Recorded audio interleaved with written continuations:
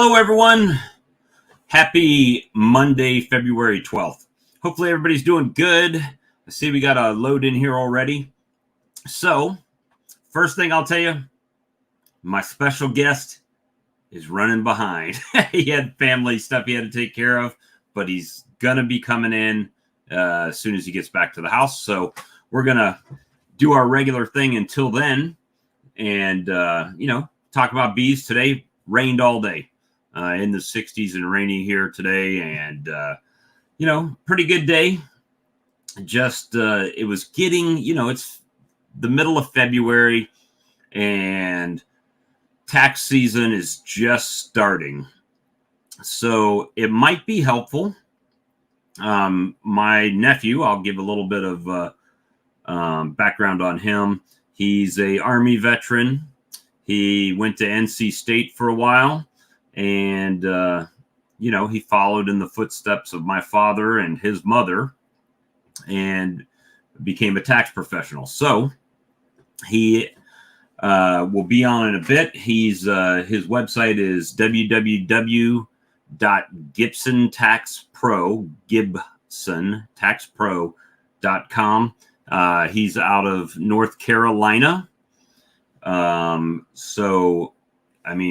He can file taxes in any state but he's out of North Carolina. So his office and everything is in Asheboro.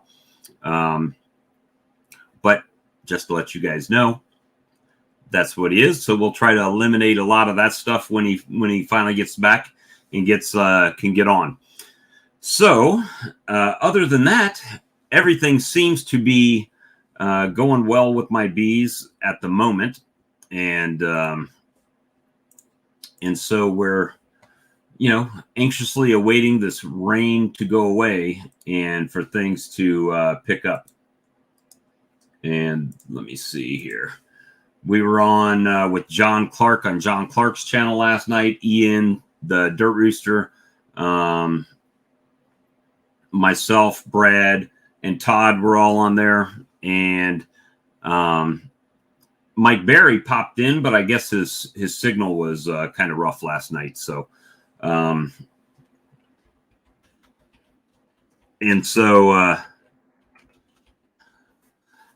so we had a little chat with him last night. So I guess the stream was about an hour and a half or so. So if you didn't catch that, definitely go over there and check that out.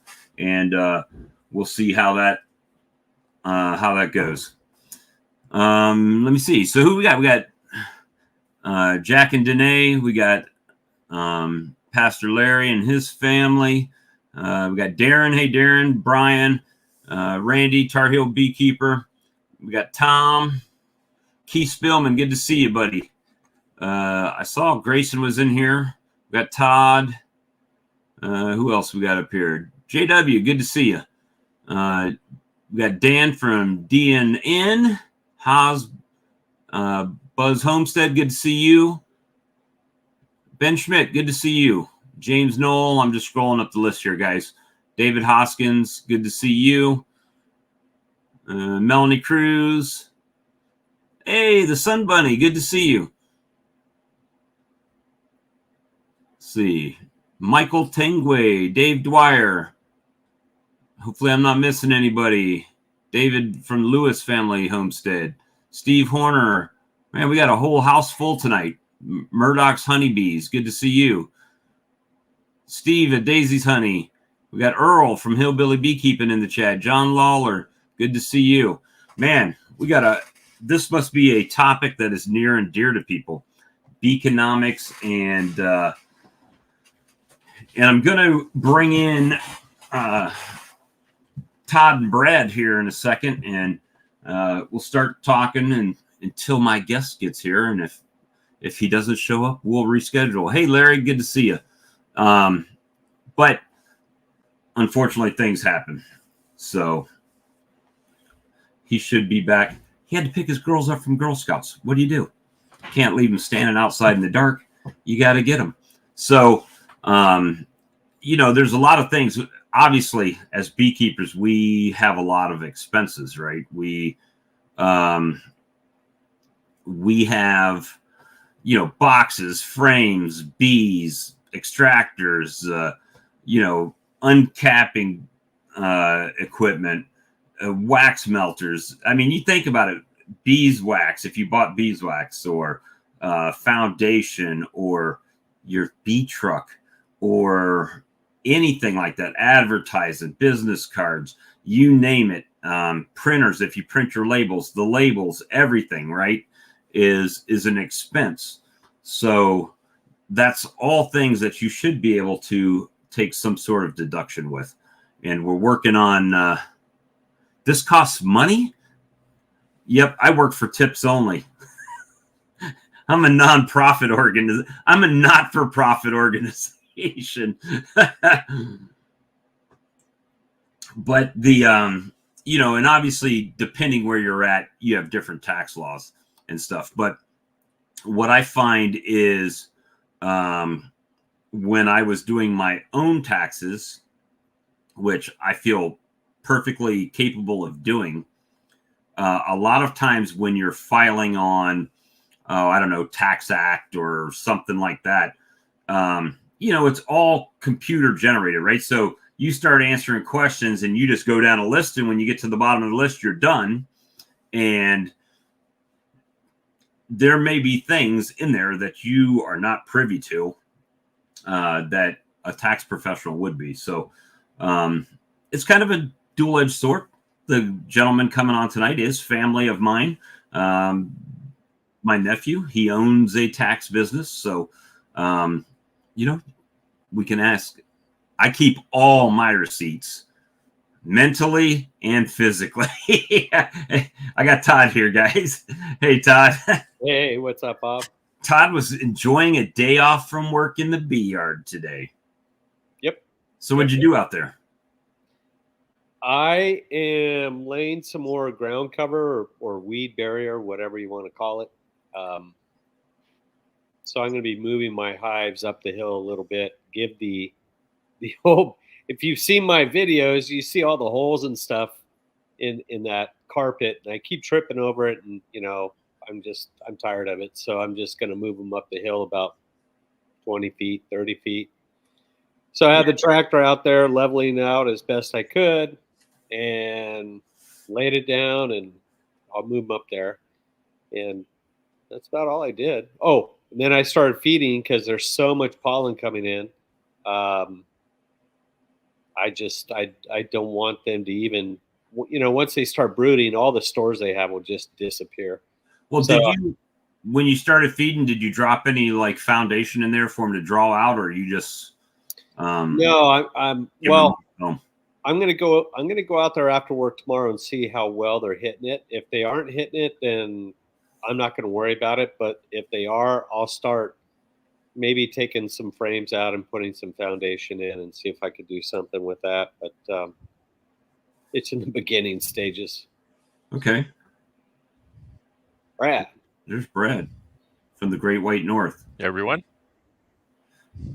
What'd you do today? I sliced up plywood. That's it. Not too exciting. Boy, have I sliced up a lot of plywood so far. The funny thing is, if I said I sliced up plywood, that's probably 30-minute job. I'm just cutting something, to repair something. You say slicing plywood, I know you mean to make 118 pallets, right? So you're going all day. 250 some covers. Holy moly. So it'll be a few days yet I'll be slicing plywood. Did you get my order? I emailed it to you. You did, eh? Dennis said he was slicing plywood today too. Bob can bring it back on a carry-on. Yeah, that's what everybody says. Hey, just put it in your suitcase. Exactly. like the grits. Yeah, just put it in your suitcase. You don't need clothes. You don't need clothes. I tracked the package I sent you. It has left Miami. I saw that. So now it's probably going to stop right like Detroit or somewhere right before the border to get customs. Or, I'm pretty sure Miami is a customs place too, right?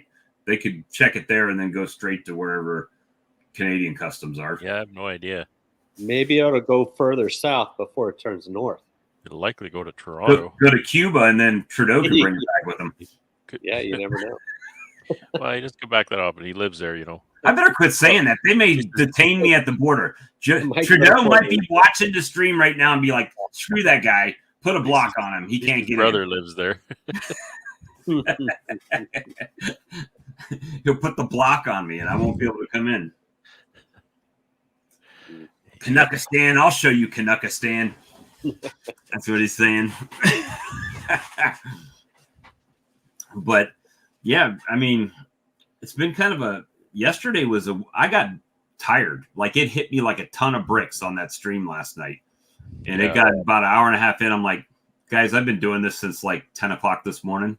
Yeah. It's been great, but I got to go. You know, well, you packed a lot in yesterday. So, well, so I had a little experience today that I want to relate. One of those things you just slap your head, you know. So this year I got some plywood that's a little cheaper, and I got to cut around some bad spots and whatnot, but it's pretty good. It's certainly good enough, and I'll say that. So one of the problems that it has sometimes is it'll separate like that. And so I had a couple pieces, two pieces that I just wanted to make covers out of. So I left the shop last night. I stood them up on edge and I spread out the laminations. I poured some glue in there and I screwed it all together really nice and tight, so it would be, you know, good to go in the morning. And so I went back there today and took all the screws out. And I started up my table saw to rip it up into size for a cover. And I got halfway through it and the saw went back, and it was really quiet, and all I could hear was a dust collector, and I'm wondering what in the world happened. And then about 5-10 seconds I realized the glue inside the plywood I put in there wasn't dry, and it activated my safety brake on my saw. And you'll see that on the vlog this weekend because it was on video. Well, Brian's asking. Go ahead. I'm sorry. Finish your story. Well, I was just going to say, so live on the vlog this weekend, you can see $140 evaporate just like that. Oh, no. Ooh. Well, that seems to happen to me on a daily basis. Like today it was a suitcase, right? And some new earbuds. So it was like $100, you know, for the plane, because they'll charge you for theirs. But if you bring them, you can just plug them right into their little thing and watch the TV, right? But neither here nor there. So, Brian, I told the attendant one day on the flight, I said, you know, I got you guys figured out. I said, this whole airline thing, that's just a front for flogging cheap headsets, isn't it? Yep. Cheap headsets and selling Wi-Fi. Yep. So Brian asked me about the brunch. So the brunch was amazing. I would recommend it to everybody. The downside was, for me, is I had full intentions of going there and just go live and not pay attention to chat, just broadcast it live. But I didn't ask permission prior when everybody was standing around talking, right? So that's a bad mode to freeze in, Brad. The one you were just and so when they were just getting ready to start, I asked the host, was it okay if I stream this live to YouTube? And he said, I don't know, ask them. And I'm like, well, they've already started talking, so I'm not going to interrupt them to ask them permission to go live, right? So he said, well, just record it. And then I'm like, but I only have my phone to record it, so that's going to take up a lot of memory for that time. That's why there's only a 10-minute in some little video. And but don't worry, Mr. Bob Binney had his camera with 2 Rode microphones sitting right there next to him and Lewis Bartlett. So you'll be able to hear better on his, right? And so just watch out for it because it's coming. But it was amazing. There was about 50 people there. And there was Bob Binney, Dr. Lewis Bartlett, Tuckabee was there, the Queen Breeder out of South Florida. So, and then a bunch of certified master beekeepers and a bunch of, I would say, and it even said it on the invitation, that this chat is designed for advanced beekeeping questions, right? In other words, they were telling us on the invitation, don't come and ask us how to do a split, right? That's not what this is about. However, they also said in the same sentence that it's open forum, ask whatever you want, right? So you just really got a whole range of questions from all different people, and there wasn't an agenda. There wasn't it was more of like a town hall type of thing where everybody had lawn chairs and they were just sitting there drinking their beverage and chatting with some great beekeeping people, right? So, which was kind of funny because when they took the break for lunch, somehow I was in the back and I wasn't in a hurry to go grab something to eat, but somehow I got sandwiched between Dr. Bartlett right in front of me and Bob Binney right behind me. And then Bob Binney's wife was right behind him, right? So, Oh shucks. Yeah, it sucked a beanie right there, right? Just sitting there chilling. But it was, I mean, they had it. First of all, the person that sponsored it, I found out afterwards, is like he's a dentist, right? In a very affluent area, we'll say that. So, it's like $2.5 million home. He had a catering company in there, free beverages, adult type, with just, hey, just get what you want. And I asked him before I left, I was like, hey, do I owe you anything for this? Because I never saw, hey, you got to pay this much to come. Oh, no, you don't owe me anything. If you feel like you need to contribute, go tip the catering staff, right? So I went in there and tipped the catering staff and said, hey, you guys been serving us beer all day, so here, get some beers for yourself, type of deal. And so is the host a hobby beekeeper or what? What's that? Is the host a beekeeper?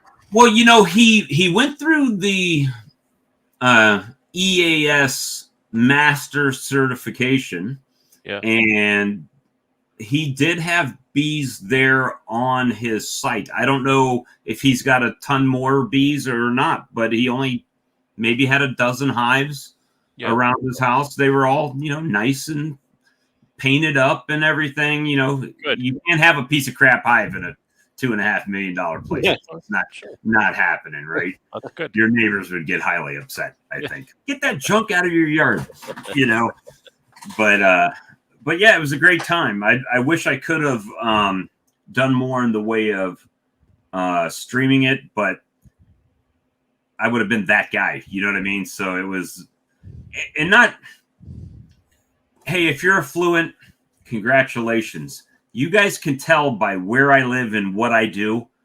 Those aren't typically the people I hang out with. I mean, I'm not intimidated by those people. We just don't have a whole heck of a lot in common, right?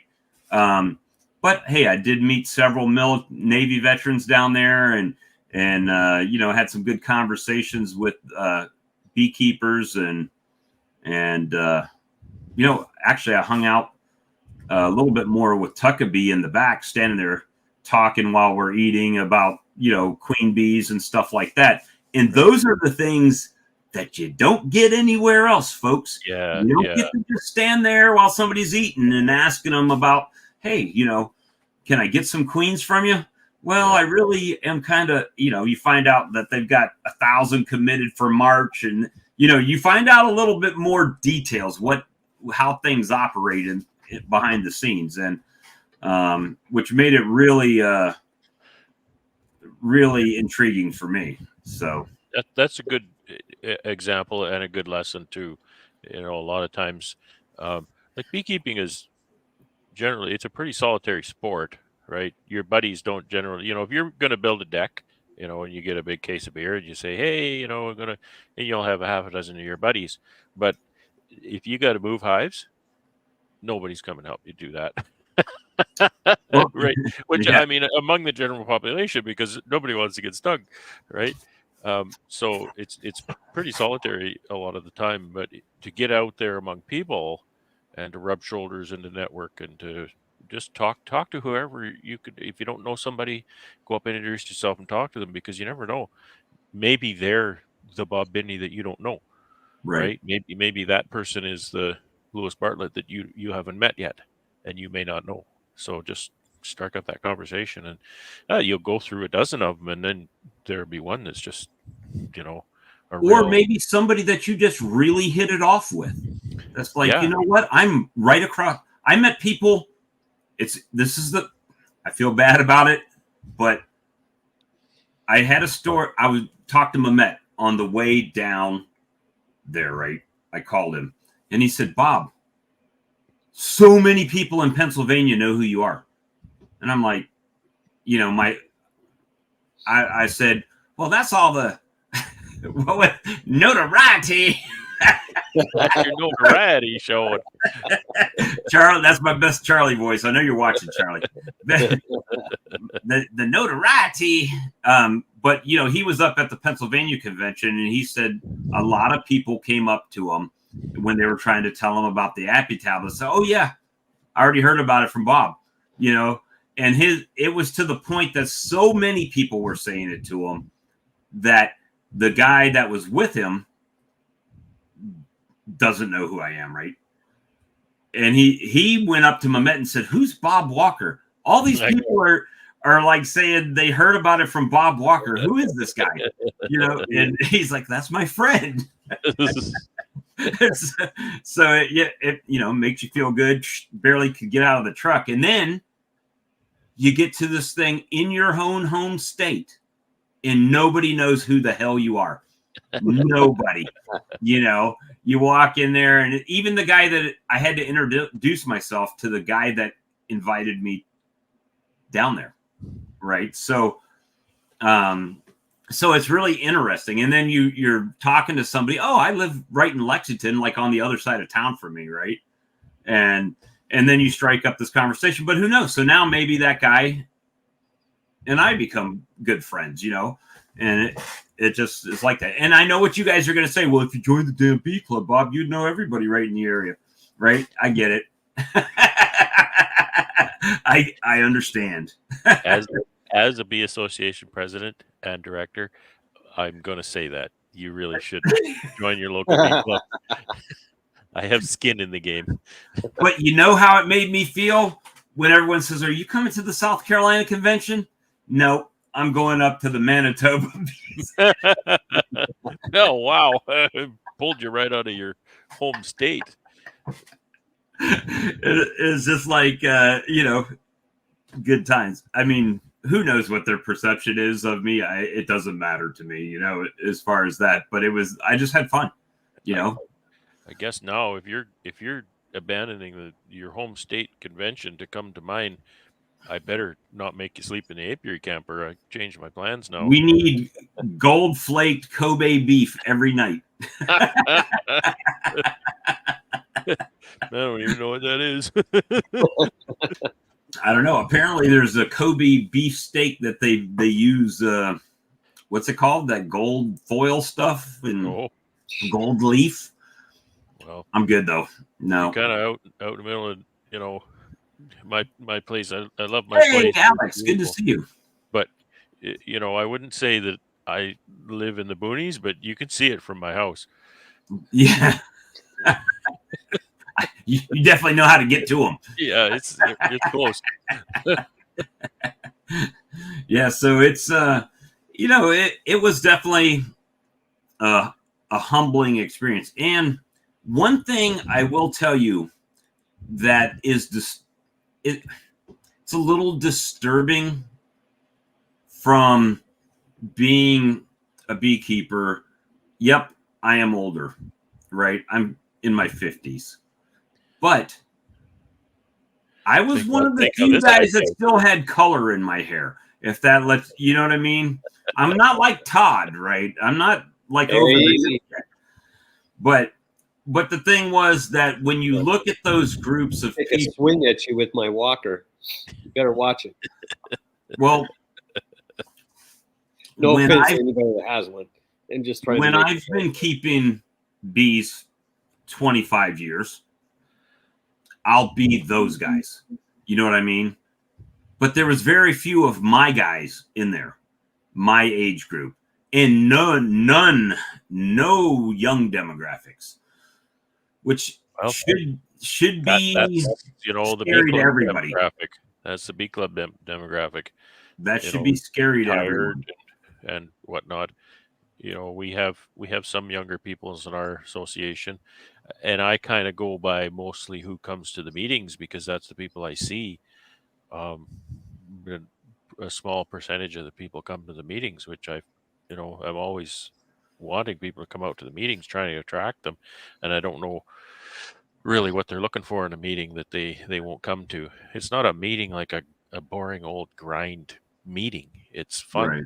It's educational. We have great speakers. We have excellent coffee breaks and snacks and everything. And we have prizes. We have prizes you can win at the meeting. So I don't know really how to attract kind of the younger people. And I'll applaud Cayman on that because he, with the giving the youth scholarships and things like that at these conferences, and James getting involved with the 4-H and stuff like that to try to bring people into the fold, right? Because one thing, if you'll notice, well, or at least I noticed around my place, is all of the farming land 20 years ago. Well, I wish it was 20 years ago. 35 years ago when I was in high school, this was all farm field, right? But the thing is that, and maybe Ian may experience something like this because he's got a generational farm, and the kids grow up and they don't want to be farmers. They want to go off and be a nurse and a engineer and airline pilots, and which is fine. But I think, didn't he say he had one daughter that seems like she's really interested in staying the course at this point? But I mean, I don't want to talk about Ian's family. I don't know that much about him. But what I'm saying is typically farming families over the years, like if my dad was a farmer, I would have been a farmer. And then my son would have been a farmer. But that's not today's thing. So what's happening is the farmers are getting older, and then they start selling off the land, right? Because they can't farm it anymore, and their kids don't want to farm it. And, like Charlie's got the mill, but he's got land there too. So now his son is doing the farming of the hay that they used to do, right? So that's becoming generational. For me, it was, hey, you go to high school, you go to the military, you do what you do, right? That's kind of the trend that our family set. My son went in the military. My nephew that's supposed to come on tonight went in the military. Because why? That's what we do. That's just the way it was instilled in us. So I think we need to find a way. And I think this is an issue with a lot of clubs, right? Like when I was talking in Mississippi with one of the board members of the ABF, that's one of the issues they're having, is that their membership is starting to dwindle. And it could just be that it's not dwindling because new people aren't signing up. It could be dwindling because the older members are now starting to pass and, die off, which is the natural thing. But it's one of those things that we got to do what we can do to get people involved, Times change, and what people are looking for changes too. I think of our Manitoba Beekeepers Association. It's 108 years old, right? So, you can't go back that far. Hell, Todd founded the thing. He was a youngster, but he was, He's muted. I'm probably glad he's muted on that comment. I was like, oh. Where's Charlie? Yeah, where's Charlie? You don't have to go back 108 years to see a difference, but if you think about what life was like 108 years ago, it was very different. You didn't even have a telephone, right? Right. Most people were farmers. It was a good walk to your neighbor's house, right? Uh, so the passing of information were these journals that you'd get, Bee Culture or whatever was Right. available in those days, and these old classics that Langstroth and A.A. Root and that used to A.I. Root, I think, isn't it, that used to write. That was where that was the internet 108 Right. years ago. The newspaper, the Yellow Pages. Yeah, yeah, and so when it came for to be a bee association, that was fantastic because that was where you learned your stuff. You weren't Right. going to take that in school. However, our University of Manitoba beekeeping course, they call it beekeeping short course or introduction to beekeeping or something like that. It's been running. I think when I took it in 2016, that was the 100th year of that course, continuous, just through wartime. That course had been offered every year, and the only thing that came close to stopping it was COVID, but they didn't. They found a way around it. So anyway, those things are how people learn. And today, we went through this whole thing in 2020, 21, where we couldn't gather together, so we started having Zoom meetings, and we were having upwards of 100 members at our meetings in 2019. Well, now we struggle to get 40 out. We ceased doing Zoom meetings over a year ago, and I still have people asking me, so is there going to be a Zoom meeting tonight? No, there hasn't been one of those for well over a year. We had a couple kind of by emergency because we had snowstorm that night, so we decided, well, we'll stream it because there was 15, 20 people in the room. But it's just a different thing. It's exactly what we're doing right now, right? Internet, YouTube, forums, Facebook, all this kind of stuff. And it's just a different world in how you get information. It's not just the association. So I don't know if I can figure out how to attract those people back to the, getting together with the people. I'm thankful that they are paid members of the association. That allows us to keep doing our programming. But I really hope that they'll find value in actually joining the people in person as well. So yeah, join your association, at least support them monetarily, because they need that. And if you can show up at meetings, that's even better. That shows physical support. So any ideas of what you want for in association, send them my way because I'm looking for ideas. Well, I mean, so I guess if you go back to the whole brunch yesterday, it's an eye-opening experience, not only from the knowledge you're getting at the actual beekeeping portion, right? I mean, everybody likes to hear Bob talk. Everybody likes to hear Lewis talk. They're good personalities and they've got a lot of knowledge. And some of the stuff that went on Bob was very clear, very, very clear yesterday. If he wasn't clear on the last video, he was very clear that he is making a very hard move to go chemical free in his colonies. I mean, like, the way it made me feel was basically he's not going to do it anymore. It's just not going to happen. So that was just the impression I got. I don't want to speak for Bob, but I mean, when he says he's making a hard push for something, I don't think he's going to go halfway on it, But he also made the statement between having a study in legality on something or his bees surviving. He picks his bees surviving every time. When it comes down to them or me, it's them, the pests, me, in that instance. Yeah. So is that chemical free? Is that specifically, is that synthetic treatments? Is that what we're Yeah, talking about? So, because I he's mean, technically everything's chemical. So even like formic acid, that's a chemical. So yeah, but he's going more. He didn't really get into it too much about the his exact plan, but when he used, I think he said it was tea tree oil and camphor and or eucalyptus and some kind of ratio that he mixed it in there, and his EFB went away. It was an eye-opening experience to a degree for him, and then he he decided that he was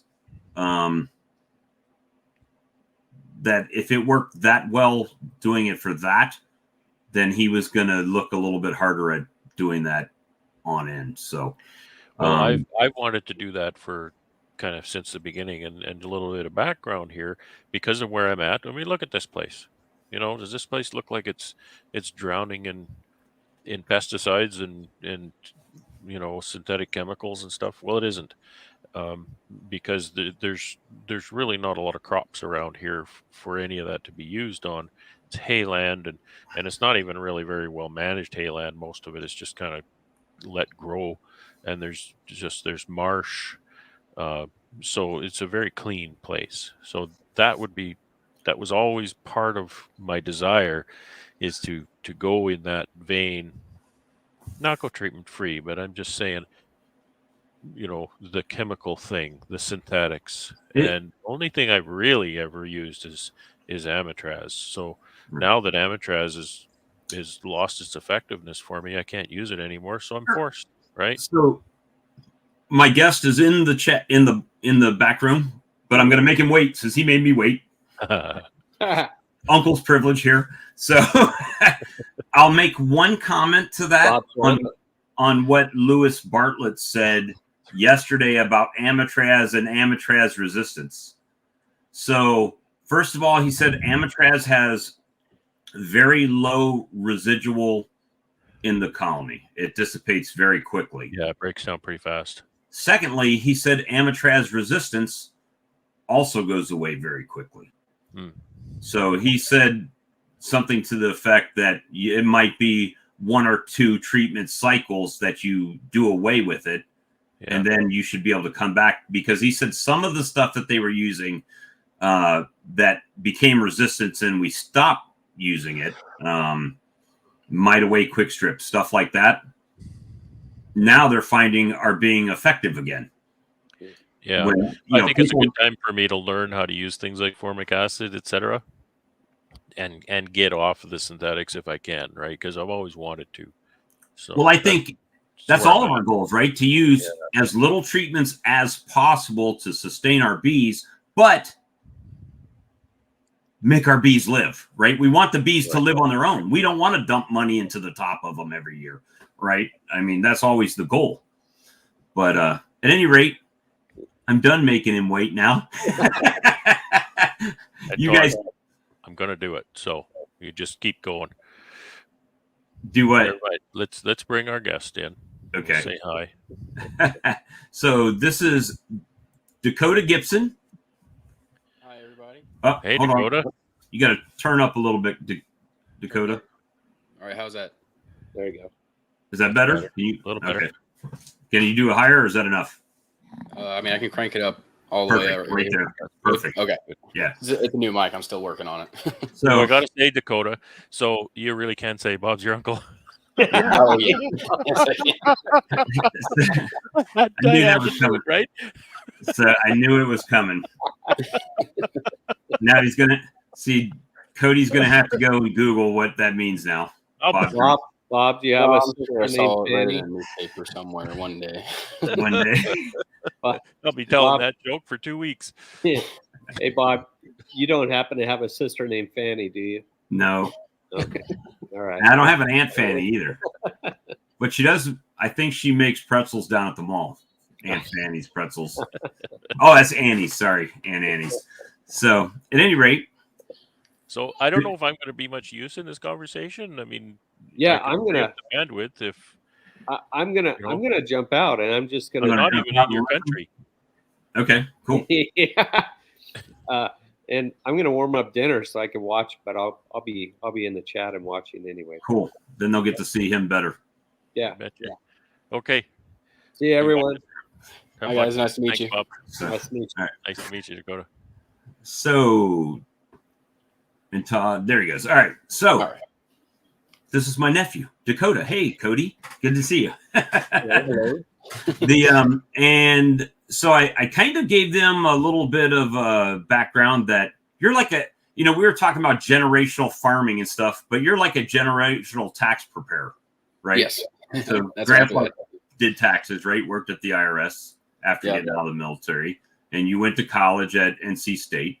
Yeah. Then you went in the military, and then your mom is a tax preparer, and now you're a tax preparer. Yeah, just passing it down the line. Passing it, kicking the can down the road, if you will. So obviously it's the 12th of February. Mhm. Tax season is really just getting started. Yeah, it's starting to get into full swing. And I mean, just me and you here, don't mind these 93 other people watching right now. All right. But I'm sure we'll get some comments.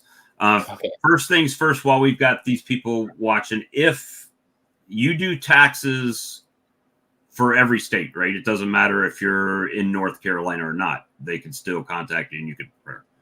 Correct. Yes, I have the ability to do taxes for any state. And the best way to do that is through your website. Best way is probably through email, reaching out through email. I can set you up. I have a secured portal that interfaces with my software. I can set you an account to upload everything virtually, and then I'll take it from there. If I'll have one phone call before I get your stuff to be able to set up the account, then one phone call after I get everything entered, just to go over some details, make sure I got all, everything, all ducks in a row. And then use DocuSign to do signatures and submit everything. And I pretty quick turnaround. But yeah, I have probably, I'd say 75% of my clientele I've never met face to face. It's all mostly virtual. Oh yeah. So I was saying a lot of the softwares that are available to do your taxes, and I look at this that I don't know everybody's business as far as what how they do their business, if they're LLCs or C Corps or S Corps or what they are.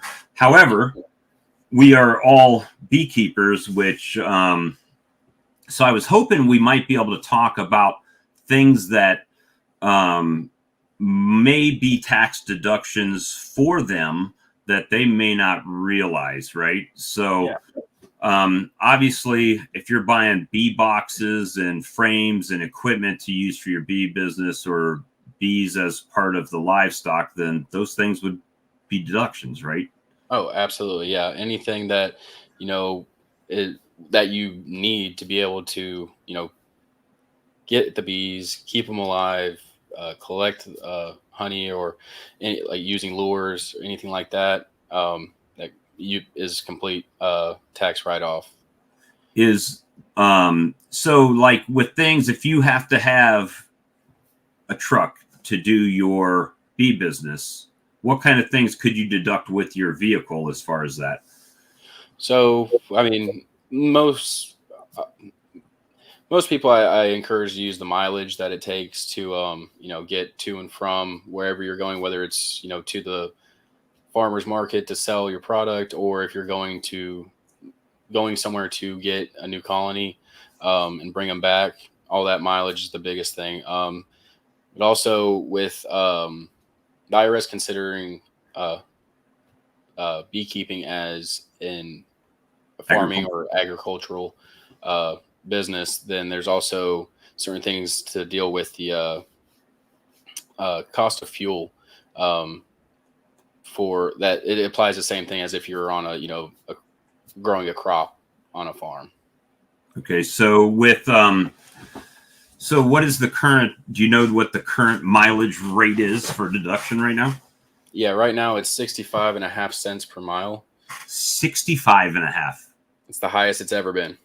So what you're telling me is if I drove 300 miles down to that B meeting yesterday, Mhm. I would get 65 cents for every mile I drove as a tax deduction. Yep, 65 and a half. Yep.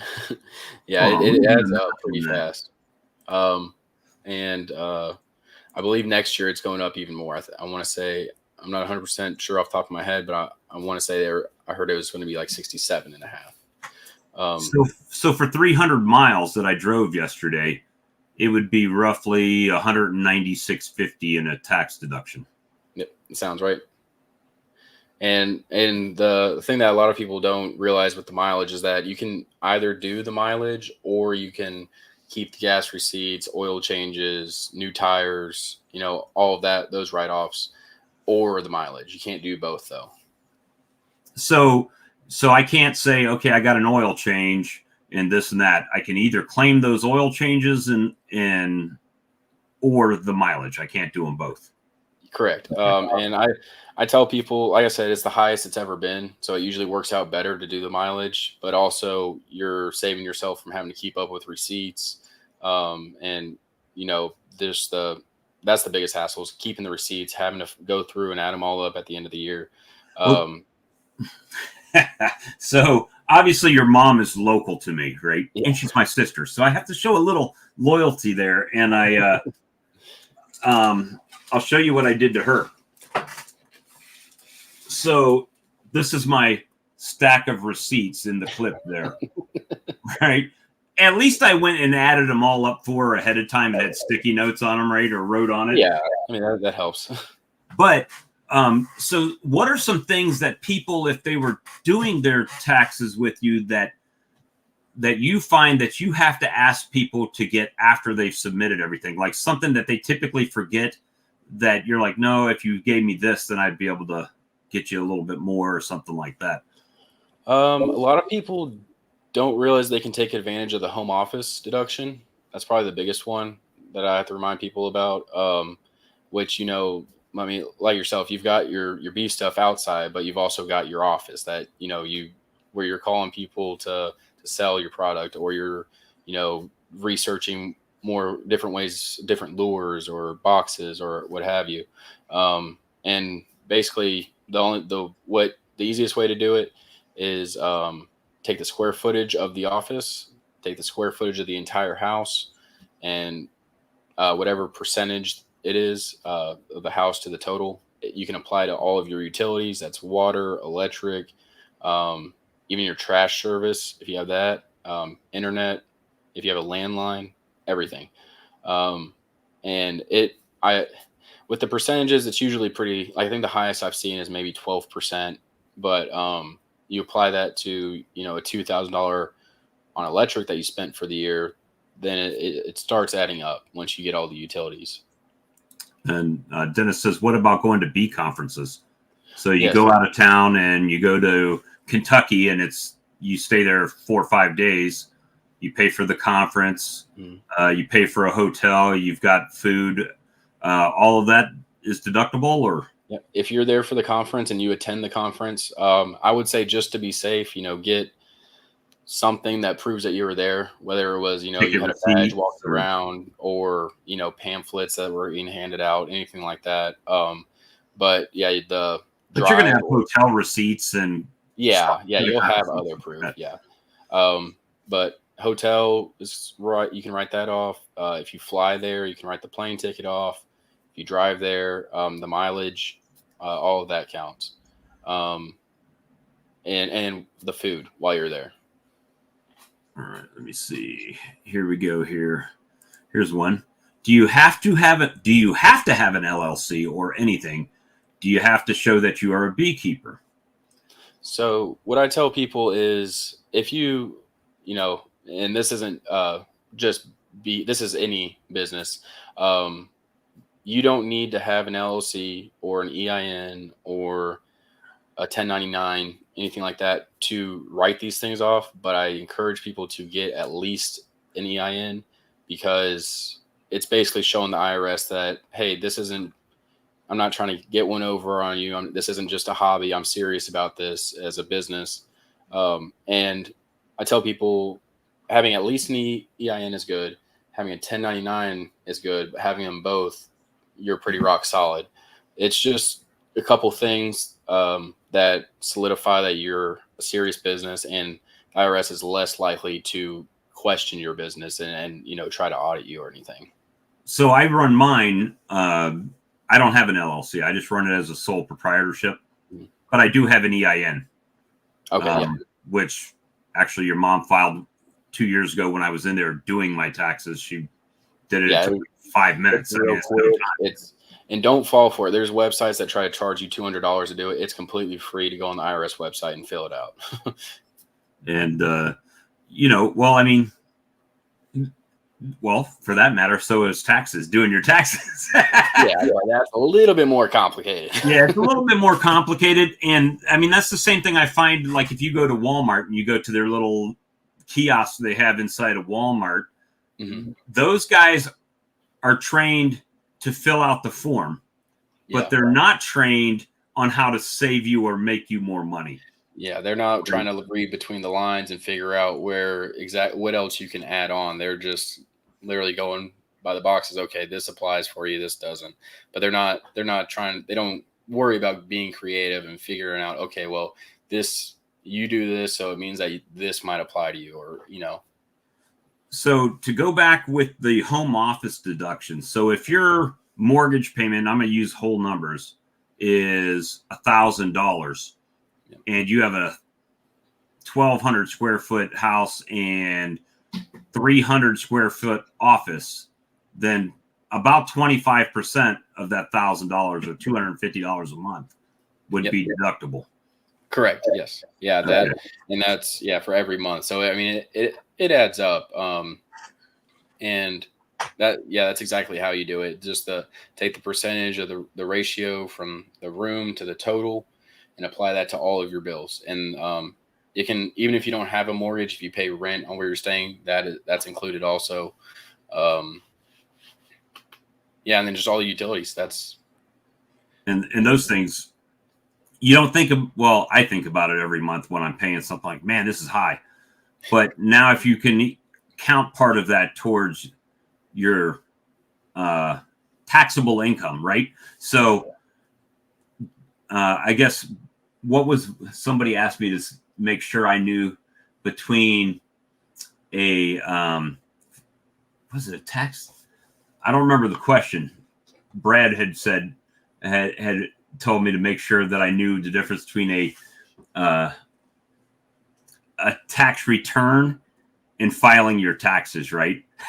There's a big difference, right? So filing a return just means that you're putting to the government your statement of, this is what I made. Now, there's a caveat to that. They already know how much you made, right? Yes, exactly. And everything. So what you're doing is going against basically, okay, yep, I made this much, but this is stuff that you don't know about that I shouldn't be getting taxed for.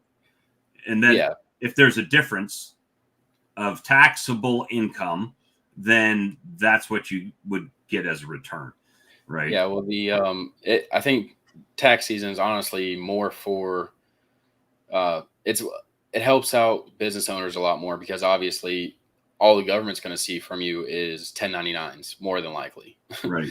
So they're going to be like, oh, they got $60,000 and didn't pay any taxes this year. What's going on? And then so that gives you the chance to come back and be like, well, I might have gotten 60,000, but I spent 30,000 on this, and this. So see, that's how I know you're not familiar with the bee business, because if I would have gotten 60, I probably spent 80.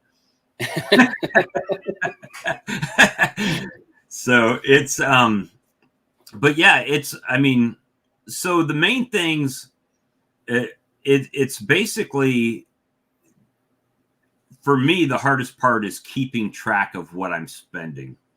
Yes. So what I try to do is, a lot of stuff as beekeepers, we order it online, right? It could be from Amazon or a bee supplier, and they'll send you an invoice. And then what I do is I make one folder for my business, and every one of those emails that have an invoice on them, I just put it in that folder. And then I go back to the beginning of the year when it's tax time, and I start printing them out, all the invoices off all of them. and then I have them. Same thing with Amazon. I go back to Amazon and I go back to my order history and I start at January 1 and I start, that was for the B business. This was for the B business. And I start printing off those invoices. So I don't have to, it's a lot of work for me because I'm a procrastinator and I wait to, it's tax time to do that. But if you were able to do that, as you went, someone like Brian from Flower Street, who's on point, he's probably printing them out and putting them in a hanging file folder, January, week 1, week 2, week 3, all the way through.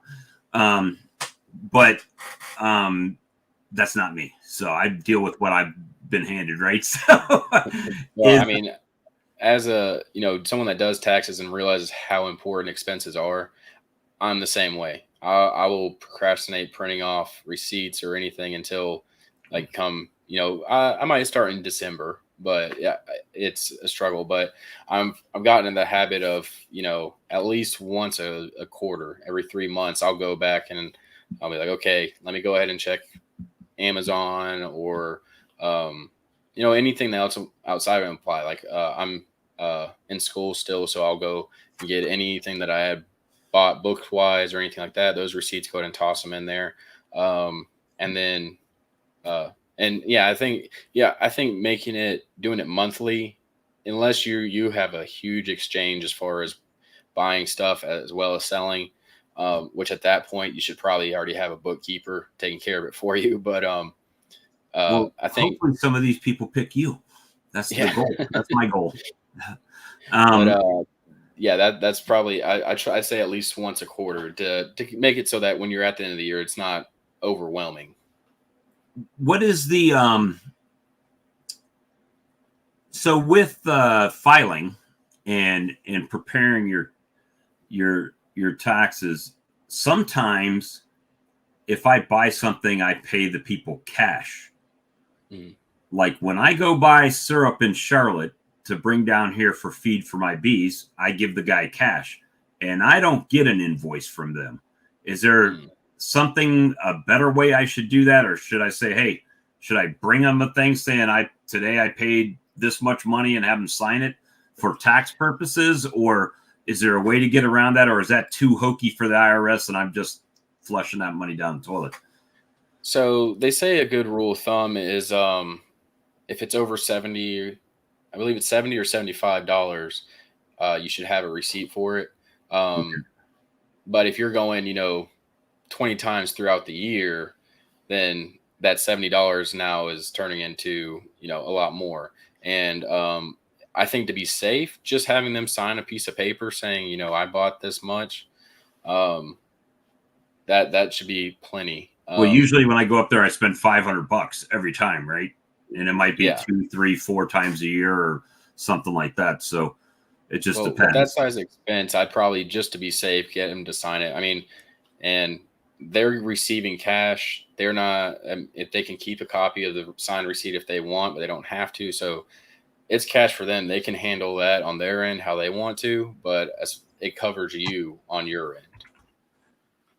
I'm going to type in your website.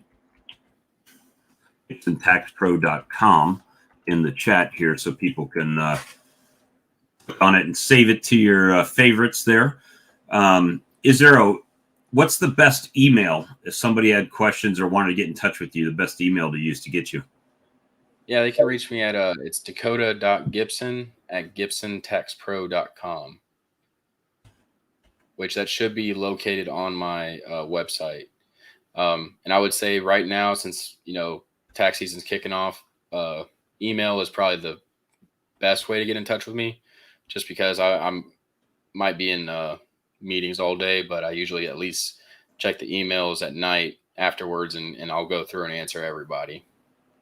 Now, are you still in the same, actually, see, you think I'm slack. I'm not always slack, Dakota.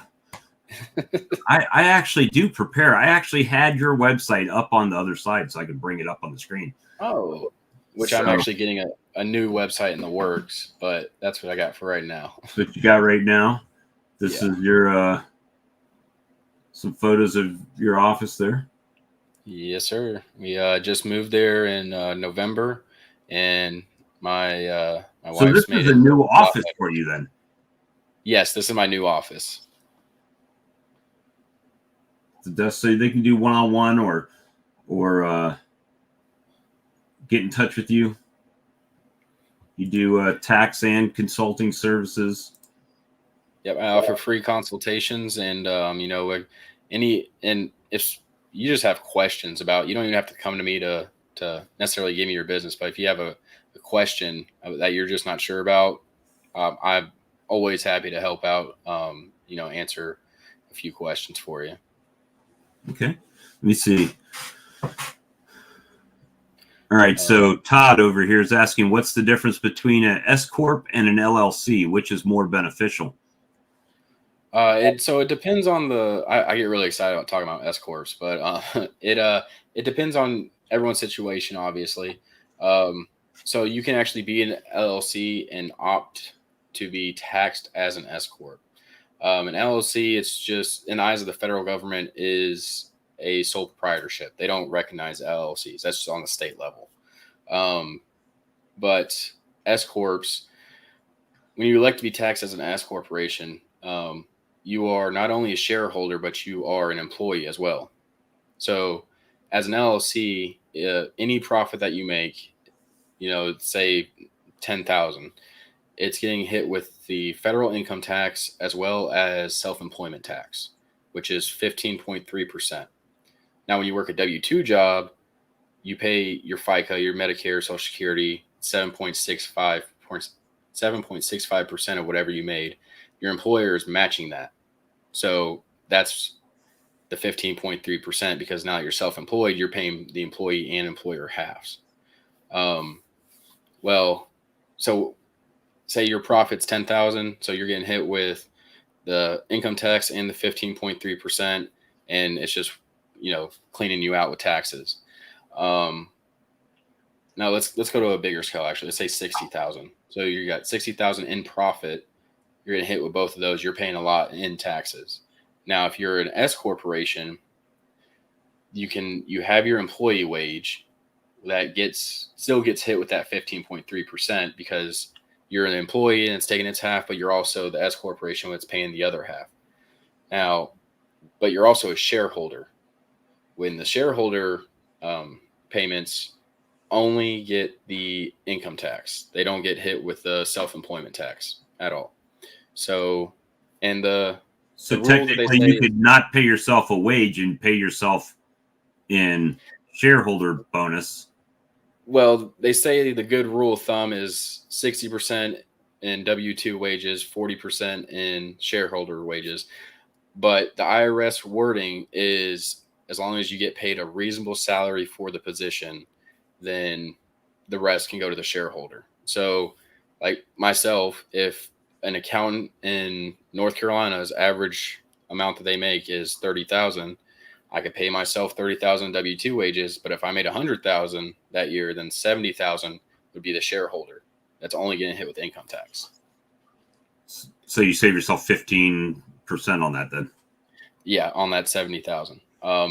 And the only rule that they really have with that is that the W-2 wages you pay yourself cannot put the business into a deficit. They still have to be able to show a profit after paying yourself that. Okay. All right. Well, that's a lot of tax information. Yeah. No, like I said, I get excited about S corporations, but a lot of people get turned off by them because I give them all this information, and then I'm like, oh, but the downside that I've kind of found is that come tax time, like I'm probably on the lower end, but I charge probably twice as much for just the S corporation, and then you still have to do your personal taxes as well. So you're technically paying 3 times as much to do your taxes than you would as a LLC. And then at that point, I think people think that I'm just trying to sell them something. I'm like, no, I'm trying to help you. Well, I mean, the fact of the matter is, the more moving parts there are of the company, the more tax forms you have to fill out. So the more time investment. I mean, I get it. And it's more, it might be more of a headache starting out with, but if if you're committed to your business and you're trying to get it to grow and everything, and you put up with the headache the first couple of years, but then you get in the groove and everything gets a lot easier, and you're saving yourself literally thousands in tax dollars. Right. Well, that makes sense. So, some of the equipment, to give you an idea, if you were a big guy, some of the equipment is $120,000 for the machinery, right? So Yeah. I'm not to that level, but everything that I can save in the meanwhile from paying in taxes, that, maybe one day it'll help me get to that point. So, we just take baby steps and save where we can save and grow where we can grow. Absolutely. When you're growing your business, the last thing you want to worry about is owing Uncle Sam. So you definitely, and I believe I saw a question earlier in the chat that I thought was a good one. Said, how long can you show a loss and still be, for the IRS, how long can you show a loss before they start asking questions?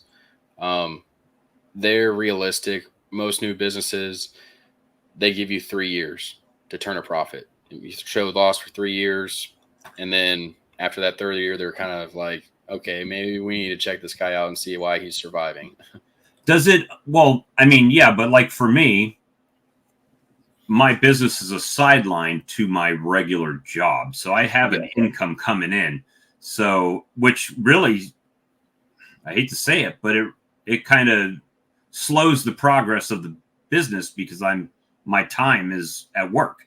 You know? Absolutely. So, and that's what I usually do. If I have somebody in a similar situation, I'll make a note on the return, basically, because they'll ask like, hey, if high expenses, why? Like, how are they able to do it and still, survive? And I put on, Olivia. I make a note basically saying, yeah, they have their own W-2 wages, or they have a spouse that has a W-2 job that is making an earning or livable wages. So that's how they're able to maintain this. Yeah. Someone asked me, did I claim all those small hive beetle trays I bought? Every last one of them. Every last one of them. So, all right. So Blaine at the Texas Beekeeper said, Dakota, at what point is it beneficial to become an S corporation? So right out, or can you be an LLC and then convert to an S corp? Or so you'll want to. So the trick is, if you want to become a S corp, you have to file the paperwork with the IRS before March 15th of the year that you want to start. So like, it's too late for your 2023 taxes to elect to be an S corp. But if you still wanted to do it for 2024, you have to submit the paperwork by March 15th to get approved for it. And then you can, next tax season, that's how you'll be taxed.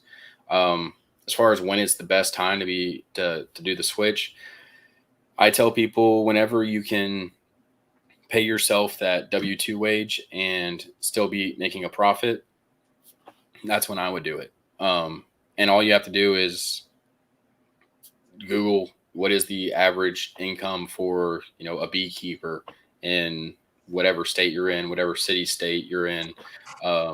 And that'll kind of give you an estimate of what you should go off of.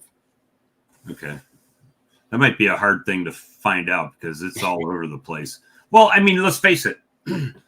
I back the truck to the front of the yard and sell my honey. Most people pay cash, right?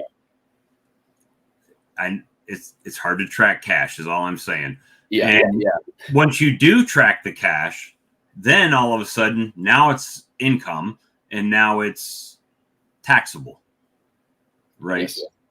And last time I checked, I haven't ever heard of an IRS auditor coming to see how much honey was produced here to know how much you're selling, right? Yeah. I'll happily let them come and go through some hives with me, Don't give them a suit, right?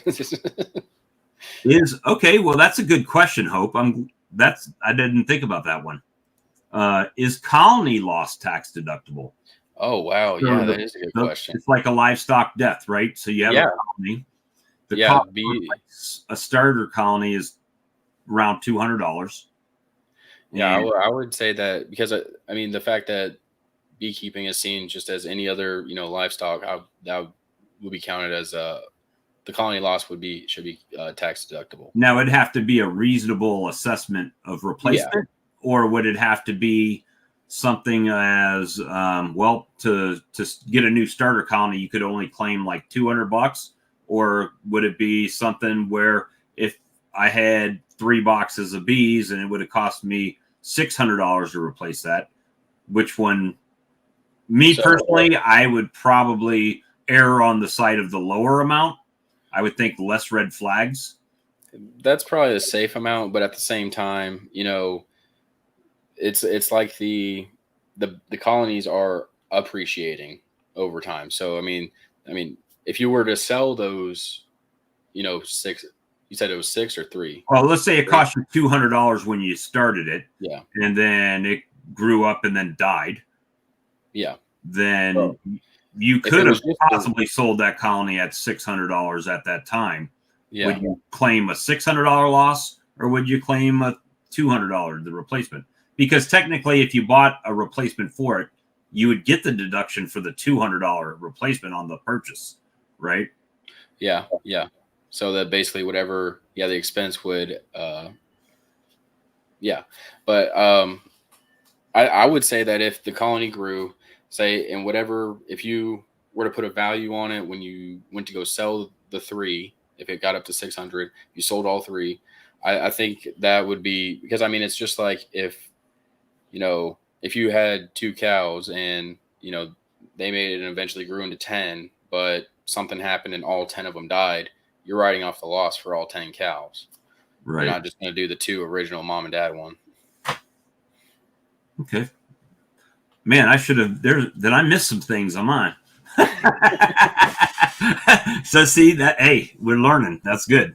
That's good stuff. Brad says he deducts all of it.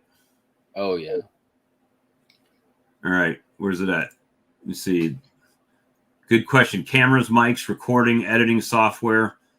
All of it's would think all of it's deductible if it's part of your business. Right. Advertising. That's where I would put it.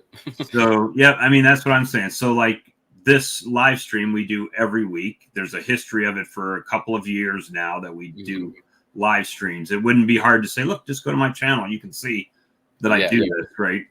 Exactly. You have proof to back it up. Now, if you buy all these things and never use them, technically, as long as you have the receipt, you could still claim it. But you're going to want to have show some proof that you're actually using those items for that purpose. You're not, doing it to, just for using it for a hobby instead of, the business. Well, is the so that's another side of it, guys. If you use your computer for business and you also use it for YouTube, there's not really a distinction there, right? It still could be a business deduction. Oh yeah, absolutely.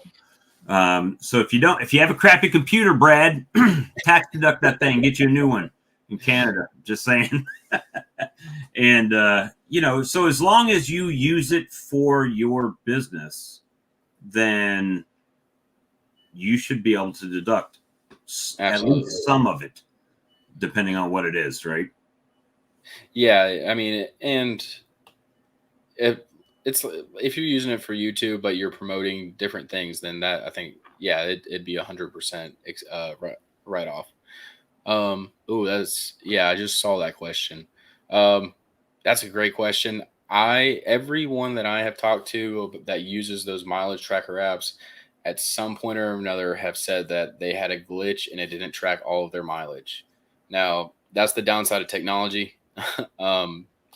That's a risk that you take. I personally keep a notebook in the car if I go on trips.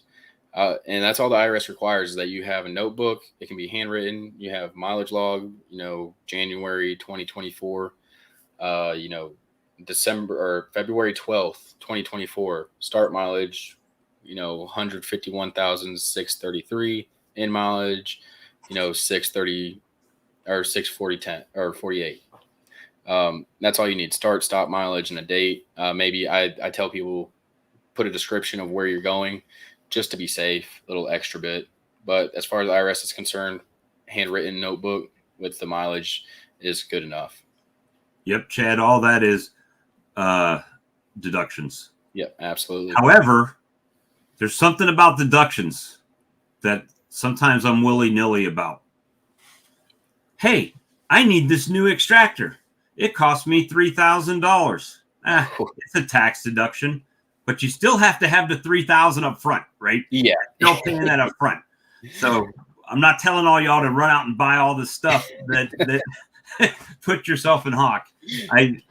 Another thing that I've actually had to explain to a few people, just because you have a $3,000 write-off does not mean that the taxes you owe is going to go down by $3,000. Yes, explain that. So, say you have $20,000 in profit, that puts you, say we are in the 10% bracket still, then you'd owe $2,000 in taxes. Now, if you go and have a write-off for $2,000, then your taxes wouldn't go to zero. The amount of income you have would be $18,000, and then you'd owe $1,800 in taxes. So it only go down by $200. Obviously, with the different brackets and whatnot, it's going to change. So what you're trying to do is reduce your taxable income, the amount that you can actually be taxed on. So just because you buy a $3,000 extractor and you can write that $3,000 extractor off of your income doesn't mean you're going to get a $3,000 tax return from doing that. Correct. There you go.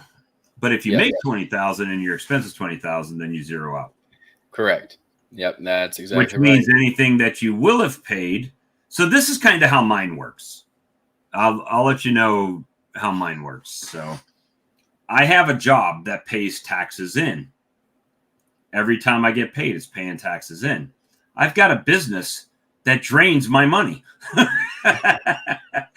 and then what happens is the expenses from the business are reducing my taxable income, which then allows me to get a refund on the difference between the two, right? Yeah, absolutely. And I tell all my friends now that I'm fully self-employed and I don't have a W-2 job. I tell my friends that are, maybe they have a W-2 job, but they don't really like it, or they have a side hobby that they like to post on social media all the time. I'm like, okay, we'll find out a way to monetize that, but keep your day job, because anything that you having the side job gives you the opportunity to, write stuff off, so that basically if you're, you could be in the negative, you use the W-2 job as the reason why you're still in business or you're still surviving. But also anything that you put into taxes in the W-2 job, now you have something to actually be refunded to you. Because unless you have kids or you're married, more than likely you're not going to get a refund unless you pay into it. Or you have a very expensive hobby that takes all your income. Yeah. Either way, you're broke. Exactly. Whether you have kids or whether you have a hobby, you're broke. But let me see. Is there any more questions up here? Because I know you got kids and want to spend some time with the wife. Yeah, I didn't see anything recently. Yeah, Lee, you could deduct your computer too. He's got 6 monitors and a soundboard and 15 microphones or something he's got over there. It's crazy. Hey, if you use it for the business, if you use it specifically to improve the quality of the stuff that you're using. Now, if you bought 15 because 14 of them broke when you got mad, then I don't know. That might be a little tough to justify, but yeah, no, absolutely. All your computer equipment, if you use it for the business, write off. Yeah, that's why I go to the tax person by myself. Big problems is when you get to tax season, your wife sees all the beekeeping expenses. You know what? Hey, this is a true story.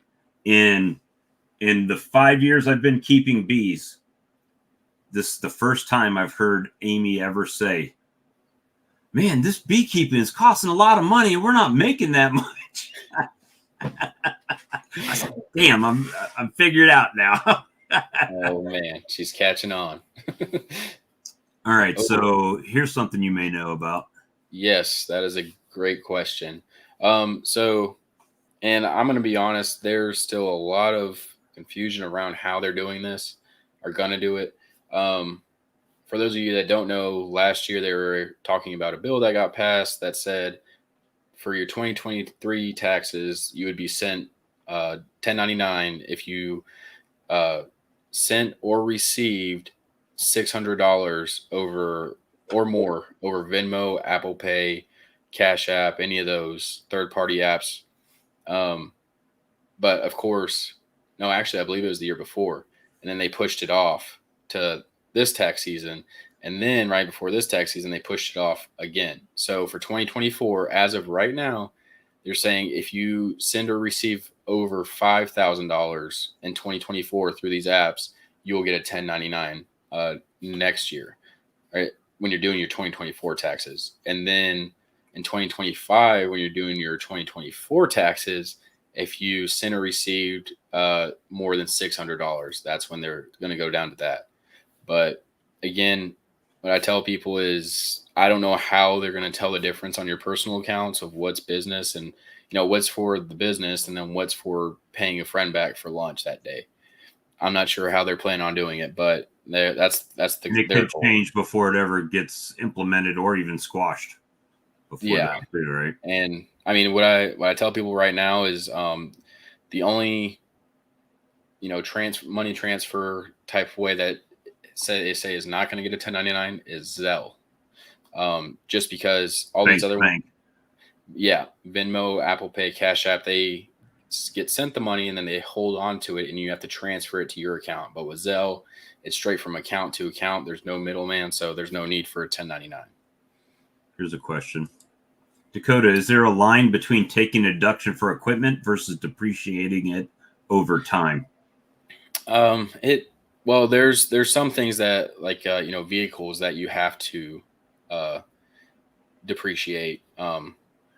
You can't write off the entire amount up front. I think there's a bill through the House that's trying to expand that bonus depreciation for vehicles over 6,000.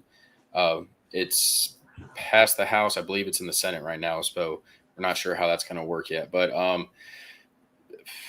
honestly, I tell people depreciating equipment is a great resource, just because, especially if you have a lot of equipment, like a lot of different things, because it all adds up. And it's an expense, but it's not a real expense, if that makes sense. Like you're not having to pay for it each year. It's just being deducted. With vehicles, I guess a good question towards that, would it be better, hypothetically, if you bought this $120,000 piece of equipment, would it be better to take the business loss over time, right? Because you can carry forward some loss over a few years. Yeah. And that might be just a situational thing. You may have to look at that and say, well, it depends. It may be better to depreciate this, or it might be better to take it all at one time and then carry a loss forward for a couple years to keep that taxable income down, right? That's what I tell most of my clients that I've asked in the past, like which one is better.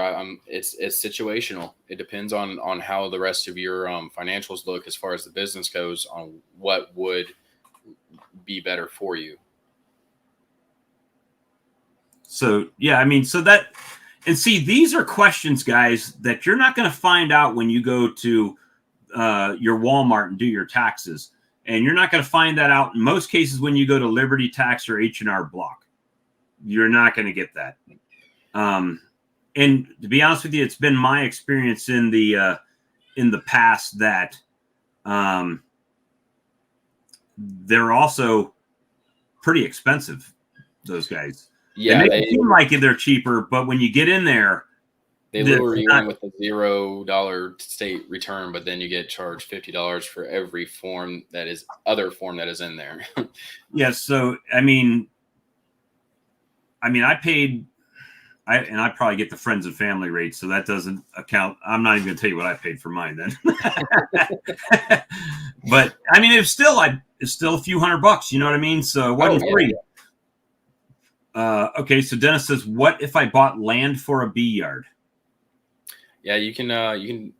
Actually, usually you can't depreciate land. But it's an expense. Yeah, that's a good question. Usually, are you paying outright or are you financing it? Because if you're financing, you could probably deduct the interest that you're paying. Yeah, if you're financing it, absolutely, the interest that you pay on it is tax deductible. If you buy it right out,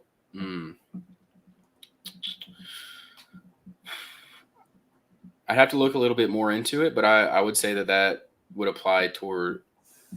I know you can't depreciate it, but writing off the actual expense for the land, I'd have to look into a little bit more, but I feel like that should be a write-off. Lydia's asking for the bee yard, prompting you with a question that we did talk about a little bit. Yep, but you can definitely write off your office space. And if I open up a bee store, trust me, I will call Dakota up and I will ask him, hey, before I get into this business, what of this can I deduct? Yeah. So I have an idea of what I'm dealing with ahead of time, right? So. Oh yeah, and every new client that I get that's self-employed, every client I send them a list of everything I need to do their taxes, and then all my self-employed ones, I have a whole Word document with every category that of write-offs that I can see, and then I tell them a brief description, so it makes it easier for them and for myself, because now they know, oh, I didn't know that was a write-off, and they can add it all together and put it in that category, and then it makes it a lot easier for me because I just get the numbers and I confirm like, okay, yep, I would put that there, or I would put this over here, and it makes everything a lot smoother. What's this? Blaine's the comedian in the group. Important question: how many holes are in the wall around the dartboard? And then William said it depends on the adult beverage consumption. There's probably some in the doors, everywhere. Nah. Yeah, out the window. It broke the window. All right. Well, hey, it's been great having you on tonight, Cody. Thanks for having me. Sorry, I was running a little late there, but no glad problem. we were able to actually do this. We can handle it. Usually we go for a couple hours at a time. It's been it's 9:30 now. I've got probably another 30 minutes or so we're going to go. However, if they want to get in touch with you, they now have your information. Absolutely.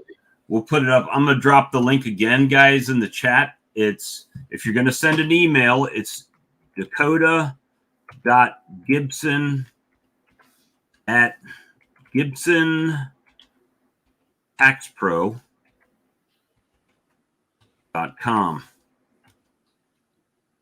And of course, that means his website is www.gibsontaxpro.com. And you are located in Asheboro, North Carolina. Yep. Not Asheville. It's very confusing. Two totally different sides of the state. Yeah. You can use my coupon code for 20% off. Actually, if you use Bob's name, then you get an additional 20% added on. The code is Bob's your uncle for 20% off, but they don't know what the charge is. So you just add on 20 and then take it off and then watch them. There you go. There's accounting at its finest. But anyway, Dakota, you and Olivia and the girls have a great night. And I'm going to wrap this thing up. Yep. See, your spaghetti's getting cold. Oh, no. Mom's spaghetti. It's vomit on your sweater already. But I appreciate you stopping in. And who knows? If people want more tax questions answered and stuff, we'll bring you back. And awesome. You can always get him. And if you need a tax professional, definitely give him a call and link up with him, because I'd trust him to do my taxes. Unfortunately, I was birthed with his mom, so I got to kind of go there right now. Thanks for having me. It's been great at answering questions. Like Bob said, if you have any questions that come up, you have my contact. Please feel free to reach out, and I'll help you out. And I'm sure I'll get 50 emails and texts. What was that guy's name again? And where can I get him? It's going to happen. Not much help in Washington State. Hey, DC, he does all of the states. He can do all of them. States. So if you contact him, he has a secure portal. You can send your tax information through, and he can hook you up. So, all right, well, cool. What I'm gonna do is I'm gonna invite some more bee nerds in. I'm gonna copy this address and drop it over here so we can finish up with our regular bee chat, and you can go get your spaghetti. Sweet. All right. All right, Dakota. Thanks, buddy. Have a good one. See ya. Bye. All right. So we're pinned up, guys. Come in if you want to. Let's talk. We are bee nerds. That's 100% true. So yep, Dakota, he's my nephew, 3rd generation tax preparer. My dad, after he retired from the Army, he was an IRS agent and then did taxes and taught my sister how to do taxes. And she's been doing taxes for 20 plus years, and now actually 30 years now. And now her son is doing taxes. So, so we have to save where we can save, and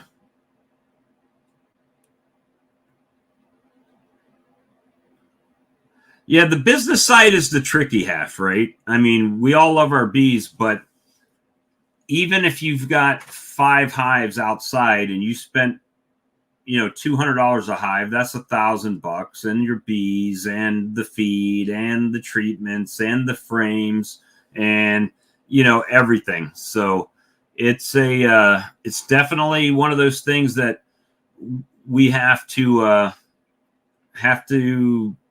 pay the piper. I just like to pay the piper as little as possible. And, doing yourself could be great if you're that guy. And I've done it before myself, but I just found out that it was easier for me to go to my tax professional with my stuff and say, here you go. Here's your few $100. And, in most years I do get a refund because of the way I have it structured, where I'm paying in through my job. My business kind of drains it out of the backside, and somewhere in the middle they equal out, and I get a little bit back. And so that's what we do. But I got the link up here, guys. So Charlie, Brad, anybody, if you want to come in and talk for another 30 minutes or so, we can do that.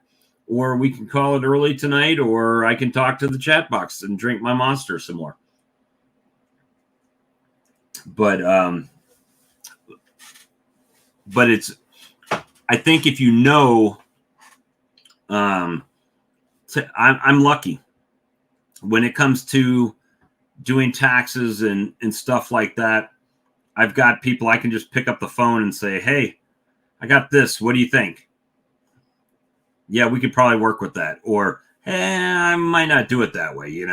That's always a good thing. And sometimes if you just ask your buddy, they're going to be, you're kind of gambling on whether or not it'll work or not. Right. So, when you need an expert, you call an expert, right? We get on here and we watch Bob Binney and Dr. Peck and Lewis Bartlett and all these other people. They're the experts. Those are the guys we look at for beekeeping advice and stuff. So when it comes to taxes, I go to the Tax Pro to get my advice. Hey, what's up, Brett? Good to see you again. Found a long cat. time no see. You found it. It looks like he found you. He's like, Yeah, do I the did. thing. Yeah, Do the thing. Let's be honest. That's exactly it. Let's do the thing.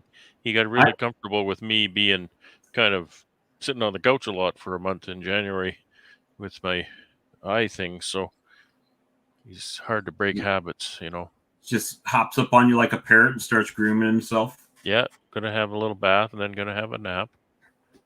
Bread and Mr. Flufflesworth, Alex says. That's right. It's Bootsy. Bootsy. Yeah. I'm going to get to meet Bootsy next week. That's right. That was a good presentation. He's a good. I can't call him a kid anymore. I used to call him a good kid. He's not a kid. He's a good man at this point. You know, by the time you're married and have a few kids, you've won your manhood. So, you know, he's like everybody else, trying to do their best to make their way in the world, right? So, and he does a good job. So, a lot of parallels, you know, between taxes here and taxes there, but you know, I couldn't say too much because there's differences, and I don't want to assume. My mother was an accountant, and she definitely taught me the basics of taxes and whatnot. There's some basic principles. It's not that scary to do it. We have a good accountant that we pay, and so you're right. I mean, we pay her. What's that? You pay her to help you. Well, yeah. You know, and I probably could do most of it, but she definitely is. She pretty much pays herself with what she recovers for me every year, right? And one of the big draws to hiring an accountant like that is that if I get audited, then she plays middleman. Like, she takes care of the revenue service herself, and that's what I pay for, really, is to have her backing me up if that comes down the pipe. And it usually comes down the pipe for all of us one day. Oh, yeah. Especially when you run a nonprofit.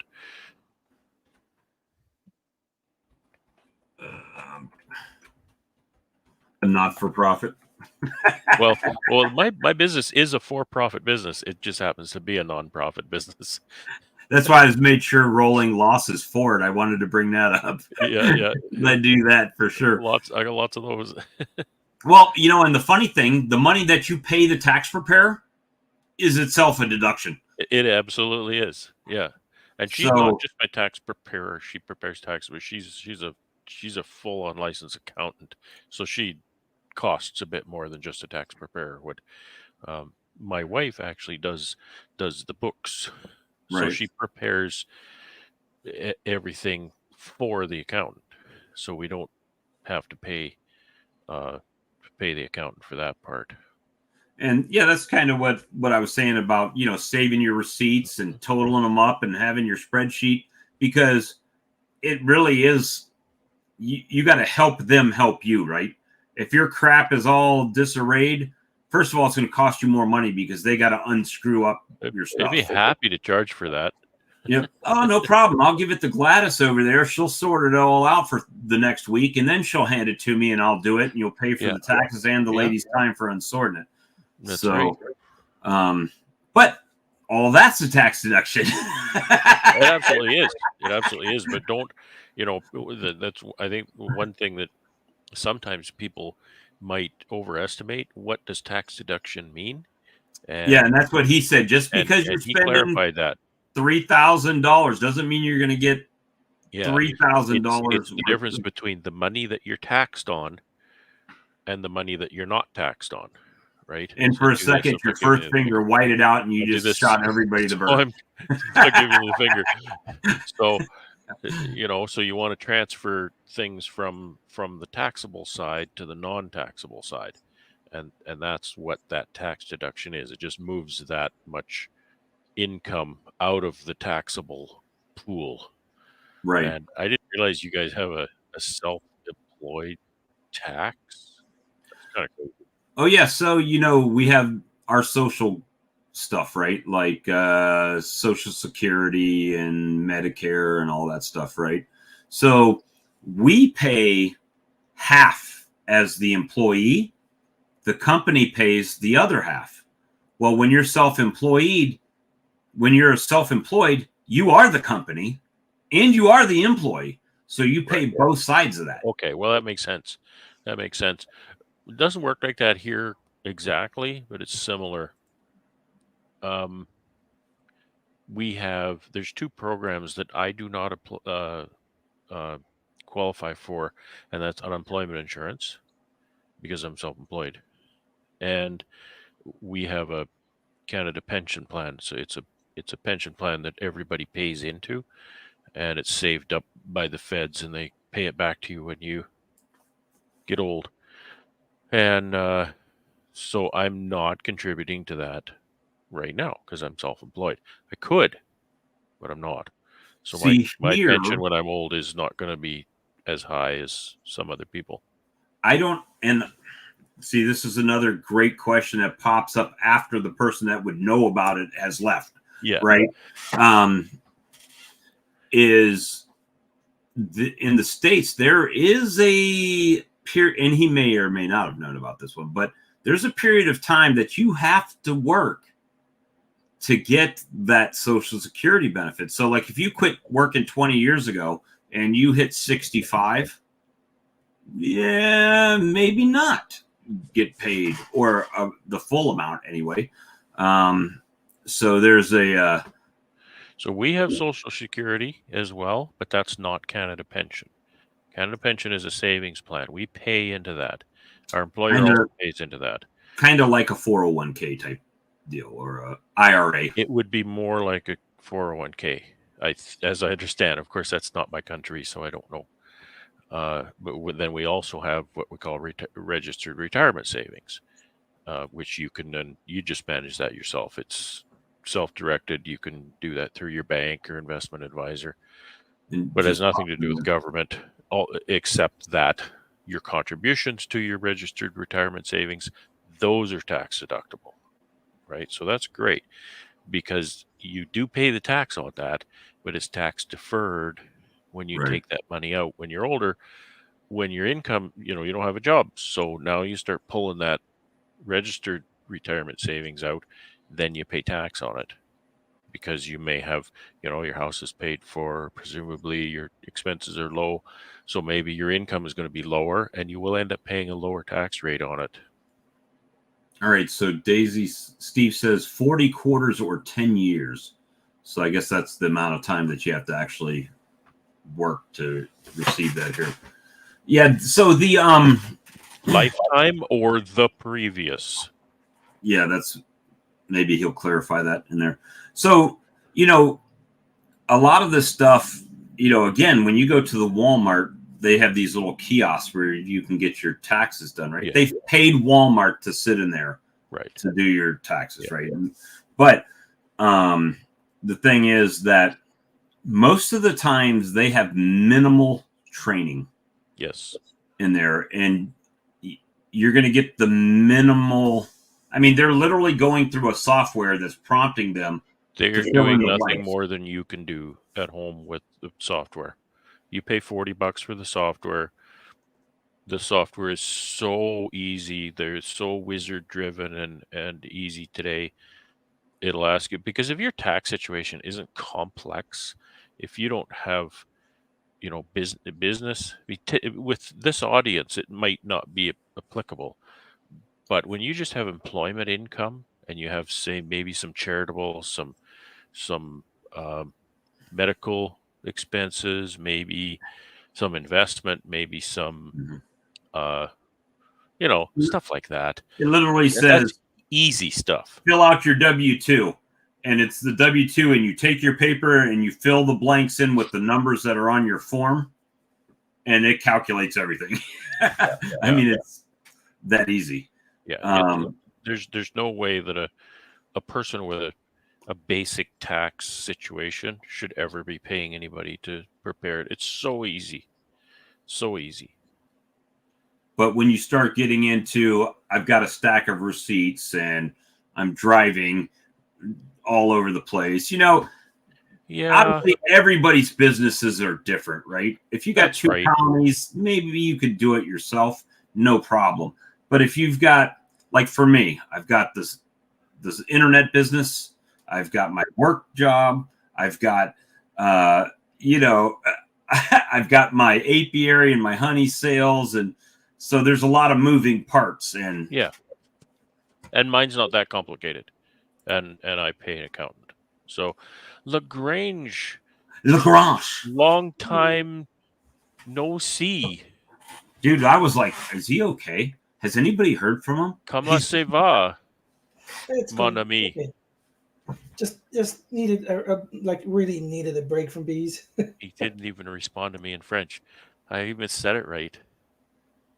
Well, most people don't understand French that speak here, so It's okay, but they didn't understand what I said anyway. But you did. I'm being nice. Revel in it. It doesn't happen that often. But yeah, I'm glad to see you back, man. You ready for the season? Well, you still got a couple of months, but yeah. Well, I ordered in my rocket fuel. It came in today. nice. I got myself a new keyboard that won't make as much sound. Oh, thank you. Yeah. You're so considerate, sir. I finally got the old computer running, so I got to set up what's it called? Facebook. It took forever to get it running because it's a very old computer. And well, it's now I got it running this weekend. And yeah, that's about it. Not much else. Been keeping my mind off of bee since before Christmas. How's the honey sales been? Slow, but better than last year. Like somebody dropped by yesterday or Sunday. Yesterday was Sunday. Yeah, somebody dropped yesterday and got 2 jars off of me, but I still have a lot. About 900 pounds left. Still, it's selling better than last year. The business cards help. Yeah, it will take time, but pretty soon you'll get a text. Hey, when can I come by and get honey? I mean, it's going to happen. Watch, it's going to take you a while. Once people know, it'll start picking up for you. Now, hopefully you don't have your whole spare room blocked up with 5-gallon buckets by that time. But I just made $55. I didn't even go outside. nice. Put it on the deck. I did get myself one of those heating wraps. All the buckets were crystallizing. Sorry, what? Like a bucket blanket, bee bucket, or whatever they call it. Well, yes, it's not a bee bucket specifically, but you spoke on stream about it before. It's slightly higher temperature, so I don't leave it as long. Usually 36 hours, and it's liquid. Like a band, like the metal band? No, I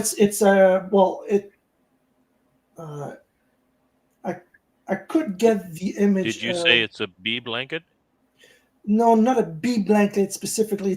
It's a warming blanket for 5-gallon buckets. Okay, not for honey specifically. It's not. Yeah, it's not for honey specifically. The temperature is a bit higher. 110. Probably, I see what you're saying. Yeah, sorry. It's I can get the name. That might be better, Alex, too, because the bee blanket, although it's very gentle in the honey, it's not very warm. It takes a long time.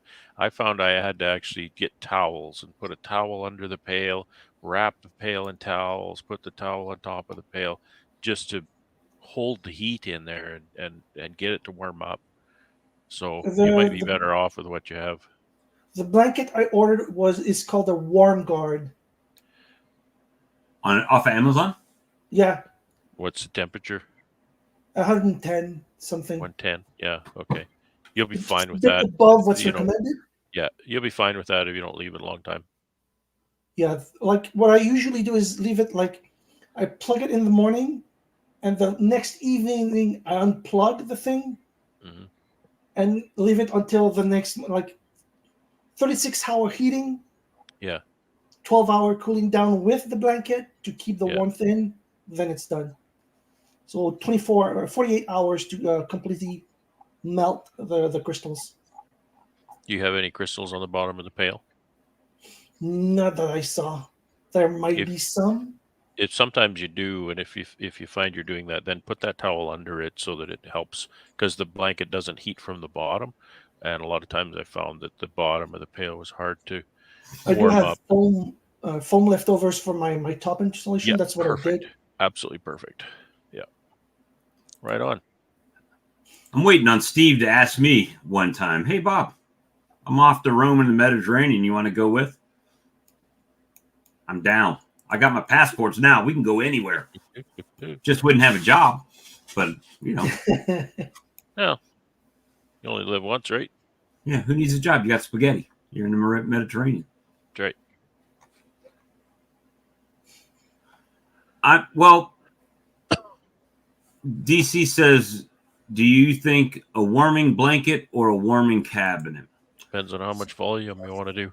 Yeah, if you have a lot, because like I said, one bucket takes me 48 hours to completely thaw. You know, for as cheap as I built my warming cabinet, I don't know that I would go a different way. I mean, I got a free refrigerator and threw a light bulb and a fan in it with that little $40 thermostat, and there's my warming cabinet. Yeah. But if you don't have space, you know, like I know Alex is limited on space in his home. Yeah, my volume is pretty low because you don't have another piece of furniture use up space. I mean, I could put like a horizontal fridge. Put it where your TV used to be. Those work great. Those work great, but there's a lot of lifting involved with the horizontal. That's all. Yeah, that's the thing. I live alone now. My brother's moved away. Oh, so you have a honey house room now. Yeah, that's where I store my sugar, my buckets, my small wagon. Like my table saw's there. Like it got filled pretty quick.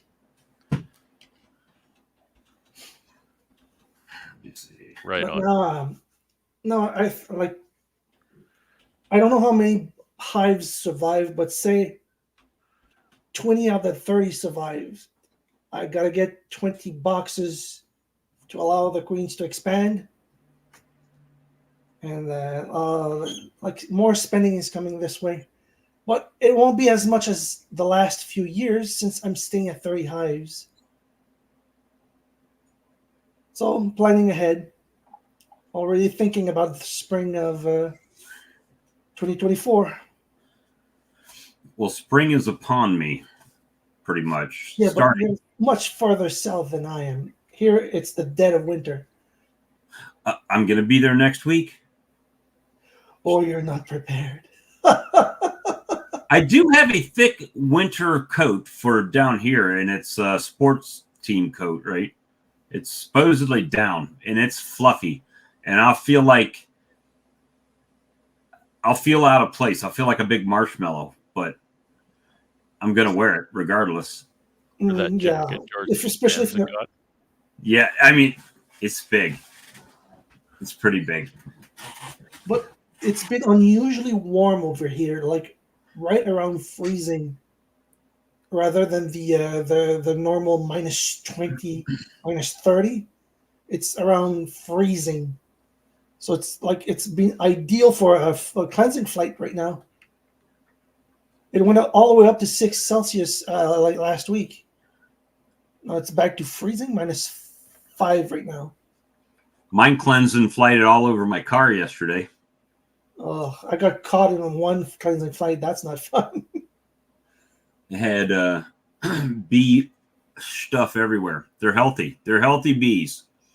I was doing forensic analysis on it. I was telling Brad, I was like, well, this spot is perfectly round. So that means the bee was hovering exactly over my windshield when it pooped. This one was long. So that means it was heading from south to north when it let that one go. I mean, they bombarded it. Even the car wash didn't take it off. It didn't come off until I got out to dry the car off with a towel and literally rub the bee poop off of the wax. So no, I'm running no insulated boots. I don't own such things.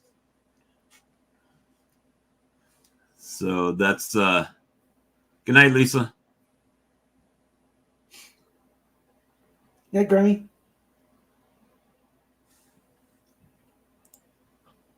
That This is pretty much. Bob's jacket that he's going to be wearing. I'll go get my jacket. Hold on. I'll go get my jacket. I don't even know if it fits. He's going to show up with that thing in running shoes and shorts. Yeah.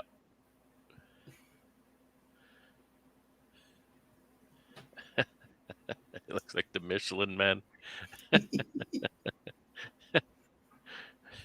Bob left us. You shouldn't leave us unattended, Bob. Yeah, Shouldn't leave us unsupervised. we're Hey, Doug. kids.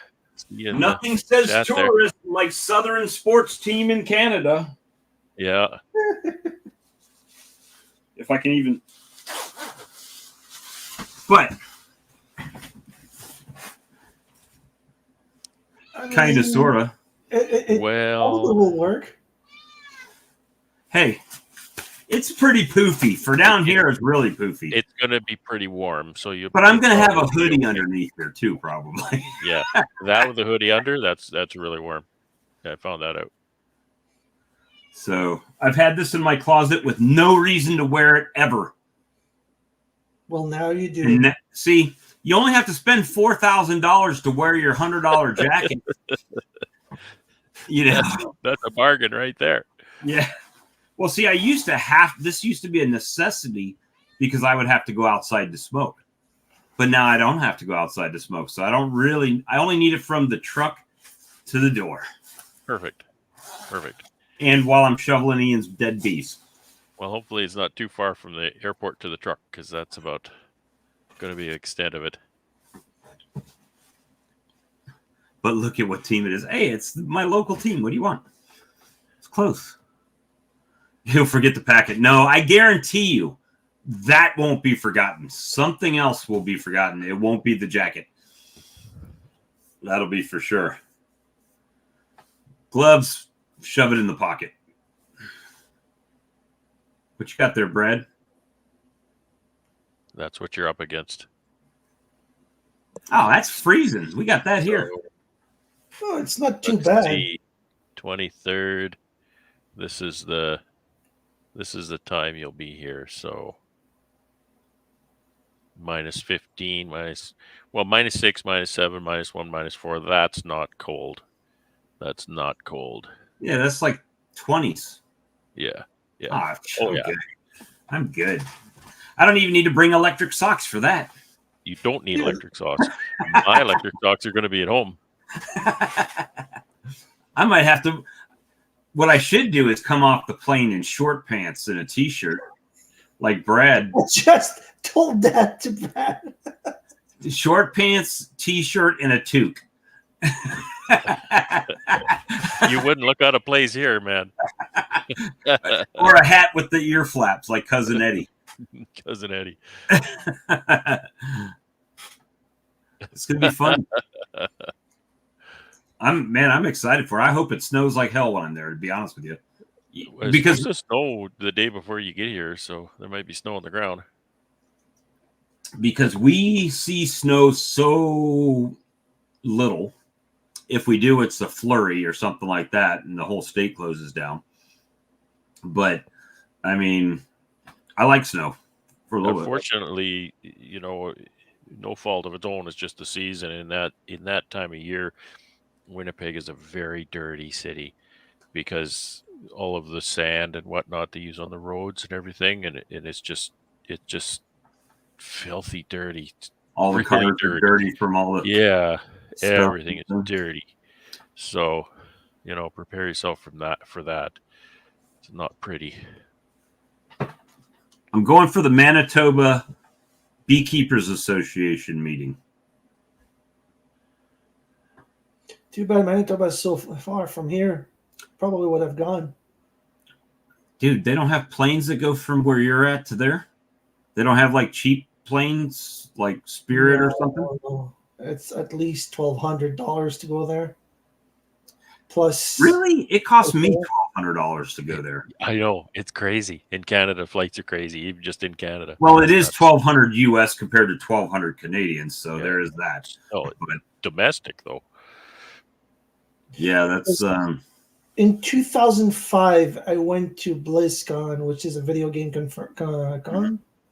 Yep. It cost me $1,400 in 2005 money. Wow. Just for the plane tickets. bring back Charlie's Hive Lifter. Well, Yeah, you'll meet Boris, so you can talk. I'm gonna have fun above everything else. Yeah. It's work. I mean, it is a working trip, so to speak. So it's not like but I'm using my work vacation to go there. So speaking of Hive Lifter, and it's a working weekend for me too. You know, it's I'm working most of the time in those presentations, so I don't really get much time to myself, to be honest. and we're gonna just go around. Popcorn Charlie. Hey, Well, hello, Charlie. Charlie. hey, good to see you. Charlie. We were And- worried about you. We were. Worried? Yeah, heck yeah. Yeah, You were yeah, there. you You know, were right like there every there. stream, and all of a sudden you just disappeared. We're like, did he get hit by a bus? We don't know. Yes, we were. Well, you emailed me. I answered. Well, yeah, but we had been questioning it weeks before I emailed you. So I'm glad to see you back. That's what I can say. I know we brutalized you a little bit, but you're a good sport and take it like a champ. We only make fun of people, right? Hey, Brian. We only pick on people we like. If we didn't like you, We love Charlie a lot we really love Charlie. because he's a good sport. I love it when somebody's a good sport. And by good sport, you mean they don't defend themselves? No, we don't care if you defend yourself. Oh, defense is good We actually hope you defend yourself. because that's just more. That's material. more fodder. That's That's more right. fodder.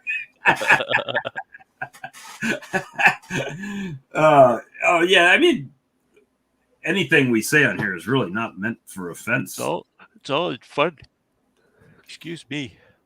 Just fun. Goodness. So what's So, been Charlie- going, Alex? Yeah, what you been doing, Alex? Pretty much nothing. I needed a break from everything. So I You did. still working? Oh, yes, I'm still working. Well, I had a month off around Christmas. Hey, Brian. A month. too. What are you doing a month for Christmas? Play Santa Claus? No, the place shuts down for 1 week between Christmas and the New Year's Day. And since I have permanency, I get those 4 days get paid out of 5 because there's Christmas that's a holiday that's paid.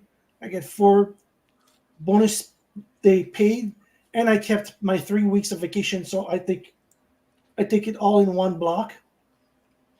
Did you? I get a month off during the holidays. You said you get permanency. What is that?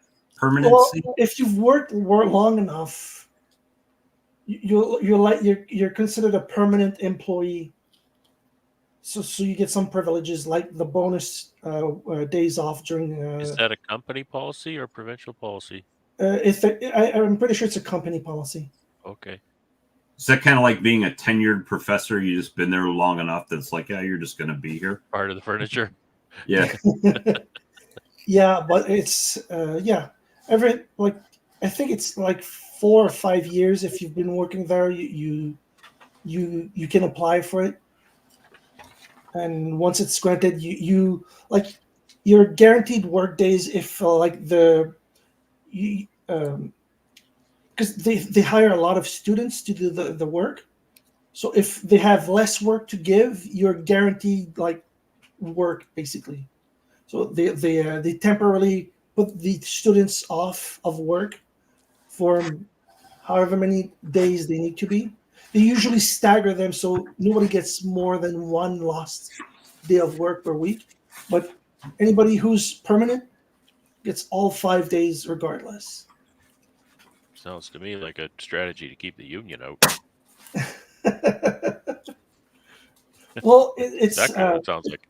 it's grunt work. Like video game testing is grunt work. So It's a like job, long-term man. employees are pretty rare. It's a job, man. A lot of folks don't have those. I don't have one. I wish I'd stop having one and work on my bees full time.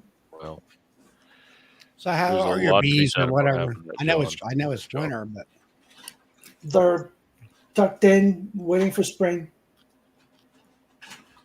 I mean, I'll know for sure when I go feed them at the earliest, or probably is going to be April. No, March. Yes, March. I'm probably going to feed them in early March or maybe early April. Depends on. I'm going to check my notes so that they're ready. Yeah, April because May. Yes, so I'm going to feed them early May. They're going to start brooding up for. Well, I'm sorry.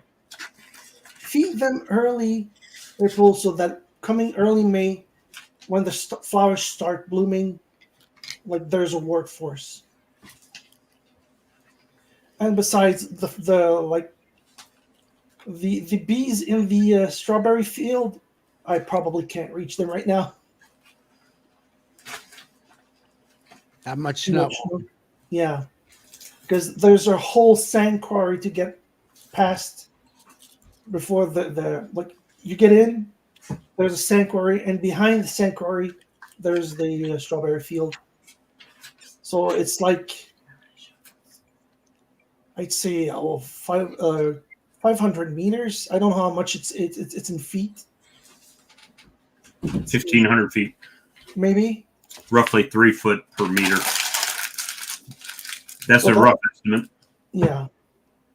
And since the access always like they're legally bound to leave access to the field, but during winter nobody goes there, so the quarry probably messed up the access anyway. I don't want to go there by foot until I need to. Well, Because if there's dead colonies, there's nothing I can do right now.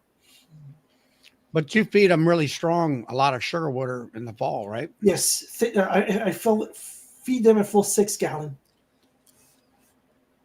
So there's You basically feed them no to the point where they won't take no more. Yeah, pretty much.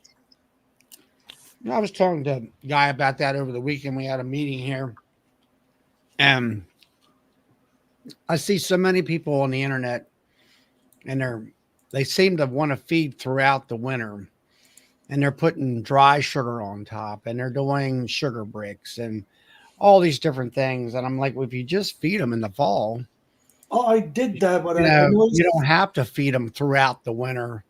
Should have plenty of food. I did that. Honestly, I did that the last 2 years. But something I noticed is they had even they would eat the sugars, either bricks or just plain sugar or sugar patties. I Mhm. forgot the name. Like Fondant. the fun that. Thank you. And I noticed that there'd be slabs of honey syrup in the In the frames. hive still. So there's no point feeding them, and whatever dies from other causes than lack of food. That's what I noticed every time. For What the you're last saying is they didn't eat their honey, but they would eat the sugar and all that. they would eat the fondant first, then Oh, go back to their Yeah, their go reserves. eat the dessert first and then come back. Yeah, but every time, every hive, sorry, that survived, always had huge reserves in the spring, regardless of, even if I gave them a pound last year of fondant, Mm-hmm. and there was, on average, 4 frames full of sugar syrups left. No point in giving them fondant. Well, that's what I'm finding is that I fed them up hard this fall too, and there's a lot of that is still in the colony, and now they haven't consumed enough of it to have room for the For all the room. pollen and the brood that they're putting in there. So I'm having to start move frames, you know, the last time I was in there. That's what I talked to Bill Hirschbeck. He was talking about. I went to the Maryland State meeting, and he was one of the speakers. I actually had him zoom into my local club. He's from up in Connecticut. And he talked, you know, basically he's talking about the condensed hive, which is like Alex does. He insulates the hive, puts the insulated top to it and all that. Doesn't worry about no upper ventilation whatsoever. And the bees go up into the top of the hive. They eat their food. And they have that heat dome up there where they, you know, they as they generate the heat, the moisture in the air does not condense because of the insulation factor, and they survive better. But we were talking about like the mountain camp method and all that kind of stuff, and he said, you know, years ago, beekeepers didn't do all that kind of stuff. They fed them hard and strong in the fall, and there was plenty of food, you know, to get through the wintertime. And that's pretty much what I do. And I don't, my big hives, I don't normally have to emergency feed them at all. Now, my nukes last year, I did, but I didn't feed them to the point where they stopped taking the sugar water. I said, I'm not going to make any more sugar water. Well, then I had to make some sugar bricks last year. So, you know, when I was at the brunch yesterday, I see him talking about Brian talking about different queens and stuff in there. And Bob Binney said probably the best video he's got, that for some reason it's not the most watched one. He says he thinks it's because of the word polyandry in the title, but that Keith Delaplane video is probably the best video knowledge-wise that he has out there, and it's not the most watched. So if you haven't watched that one, what's that? Could you link it in the chat, please? Yeah, I have to look it up. Okay. It's let me see, Bob. Actually, If there's such good knowledge, it deserves to be watched. and what's that? And what's that about, Bob? polyandry, genetic diversity in your colonies. Oh, that. Oh, yeah. Okay. But Keith Delaplane is the gentleman from the University of Georgia that actually is speaking with him. Yeah, I've seen him. Let me see. Basically, that's where your homegrown mutts come in. You got the genetic spread of all these different bees. That makes it actually better for the colonies. I think it's funny how he says it's not viewed that much. It's got 25,000 views from a year ago. But compared to a normal Bob Binney video, I could see how he could be confused by a video not getting that many views. But it's a pretty good video. It's long, but it is a good one. So I dropped that link in the chat there. But I've been researching that condensing hive stuff, you know, with different things, and his research has been talked about by other people, this Bill Hirschbeck. And so I got thinking about it. I'm going to he was talking about a screen inner cover, then putting the insulation on top of that, because the bees will go to the top of the hive and cling to that insulation because it's warm, and it's warm up there. And he said he didn't have a screen cover at one time, and he picked up the insulated top, and there's 4 pounds of bees, you know, clinging to it. You know, he kind of went out in the snow where he's at. So I got to thinking about my license hive. They use propolis traps for the inner cover. And there was a guy here that had one of them, and he didn't put the propolis trap in. Of course, the bees went up into that cavity of the raised roof of the insulated hive and put burr comb and stuff in there. Right.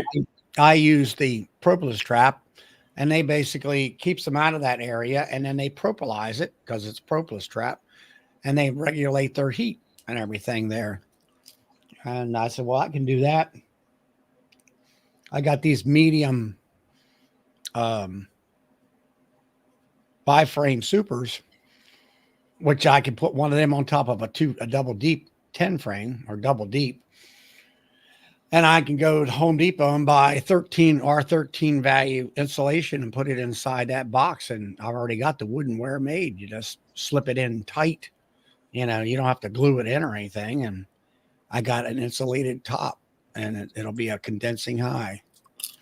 Now, that's one I think I'm going to do over the summer or late fall, early fall, or early spring, or whatever you want to call it. Get that. And I'm going to do that. I'm going to make my own shims for the 10 framers and do that too. See if I can raise the heat level inside the hive so they're less stressed and they won't eat as much. Stuff like that.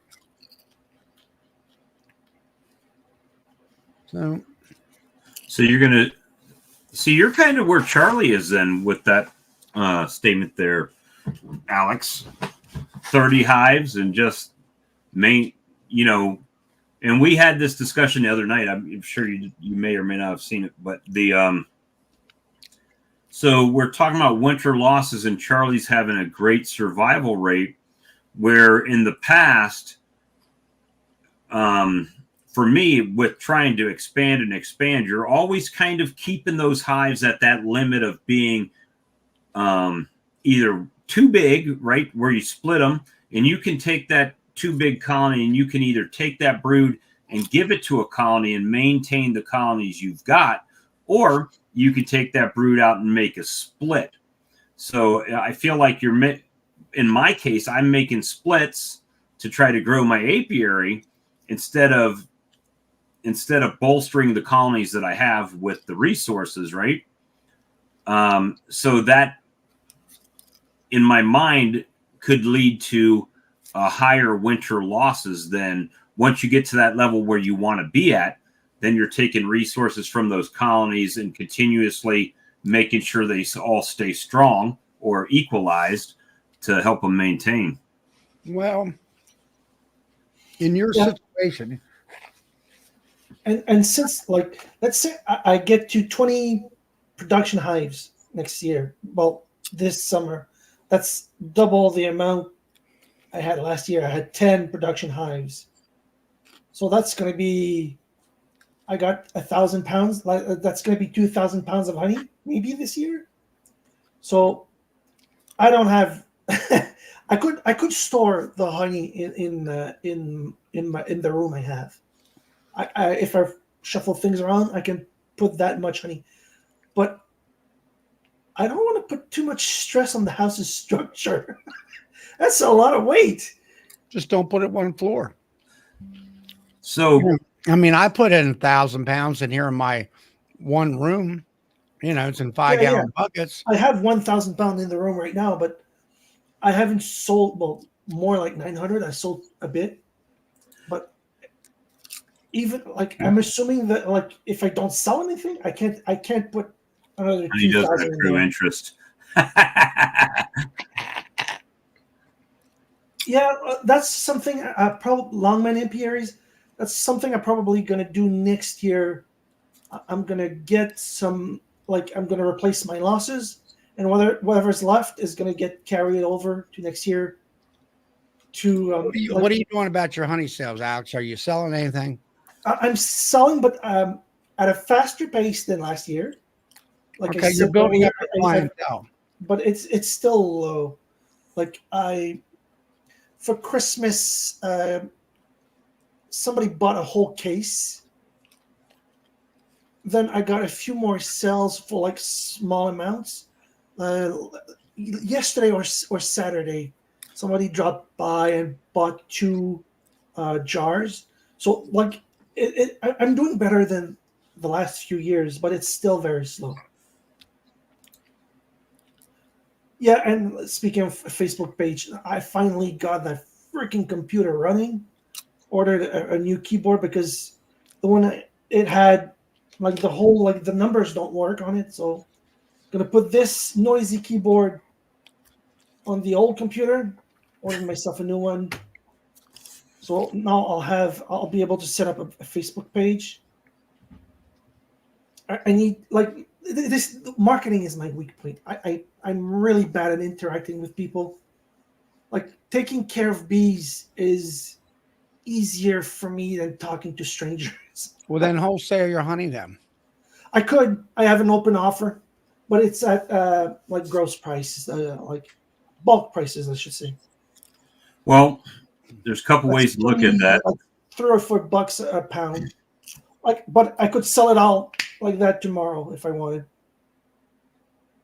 So it's not an issue. Do you have backyard beekeepers in your area? Backyard beekeepers? I don't think so. There's like another commercial that's not too far, maybe 25 minutes from my house. I get my queens from him. I'm talking about, like, you don't have But a small you don't- beekeepers like me or smaller, no. Not Get that I on- know of. Maybe you need to get on Facebook and join a hobby beekeeper group. Or how about a Quebec beekeeper? There's one. The only Quebec beekeeper club I know of is the McGill one in Montreal. How far is that away?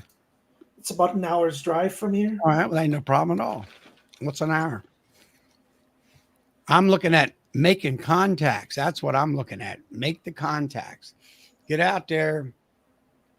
Get in that club or come up to that club. Make friends. Make some contacts. Maybe they have a good way of selling honey. So they're going to run out of honey. Well, guess what? Alex can come by with a bucket of honey for $6. You know, what's the going rate? $10 per pound? At the store, Well, that's a store. I mean, what's the local beekeeper get for his honey? I sell like mine. I sell 15, like 600 grams. I sell $15.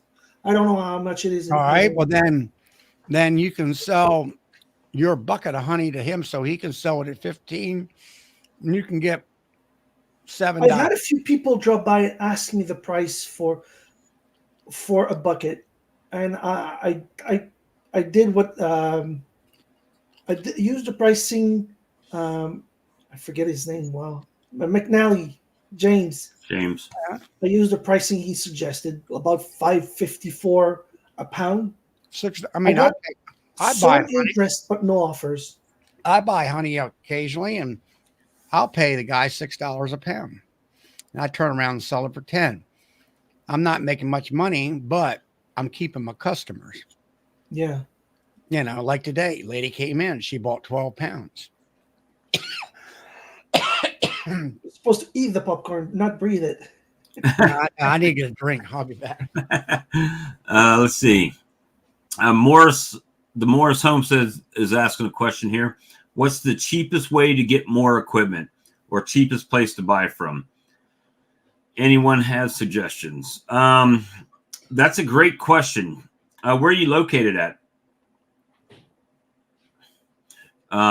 Because a lot of times you might find a good deal on equipment, but then by the time you get it shipped to you, it doesn't end up being such a good deal.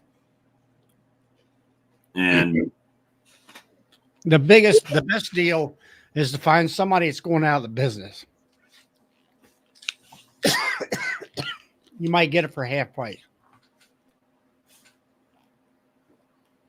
Yeah, I've got some places that I buy from where it's usually a little bit cheaper, but it requires me to either have somebody that's going that way to get it and bring it, or something like that. The frames, I think, are kind of out there, but sometimes you can find deals. And what I try to do is buy them when I see them on sale. So, like, if Man Lake throws up a deal or Buzz and Bargain at somewhere, that's usually what I buy it from. That's like I went to, I guess it was Better Be, and that's where I get my warning labels. Yep. And of course, every bottle has to have one, so you need a lot of them. Oh, dancing. Western New York State. Where's Better Bees in New York? I'm not sure where. It's a big state. It's But, on East Coast. East Coast. But your shipping would probably be pretty cheap because it's in the same state, at least compared to what I pay for it. Well, Morris wants to know, Better Bee would be his best bet. Or depending where he's at, does New York and Pennsylvania touch? Yeah, but give me a town, Morris. Let me see. I mean, you're talking about 10 boxes, so that's going to run you at about $250, right? But then you're talking 1,000 frames, or no, I'm sorry, 100 frames for 10 boxes. So that's another. I mean, if you buy the frames from Man Lake, I think they're unassembled. I think they're like 157 or something like that for 100 frames.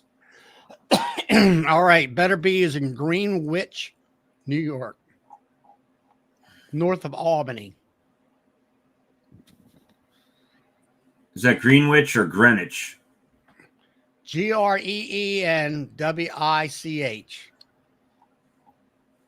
3 hours drive from Montreal. MONT. North of Saratoga, Steve says. All right, let's see. New York City, Boston, Syracuse. Let's see what the lake has on sale over here. Make a trip out of it. Save yourself shipping. Have a fun day. Man Lake has a traditional 10-frame complete hive kit on sale for $150. Bottom board. Let's see what's in it. That's not painted. I guess that's a migratory cover, inner cover, bottom board, entrance reducer, and a box. And, all right, close to Rochester. And 10 frame. He's up there close to Niagara Falls and all that.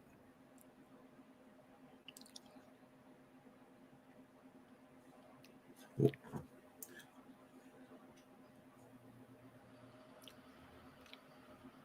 me see. I bet you have so much left that you could sell half the buckets you have and still have plenty until next harvest. Yeah, probably. I still have about 900 pounds left. Yeah, sold half of it, 10 buckets of it, and you'd still have a bunch, and that would give you some room, and you would get some cash flow.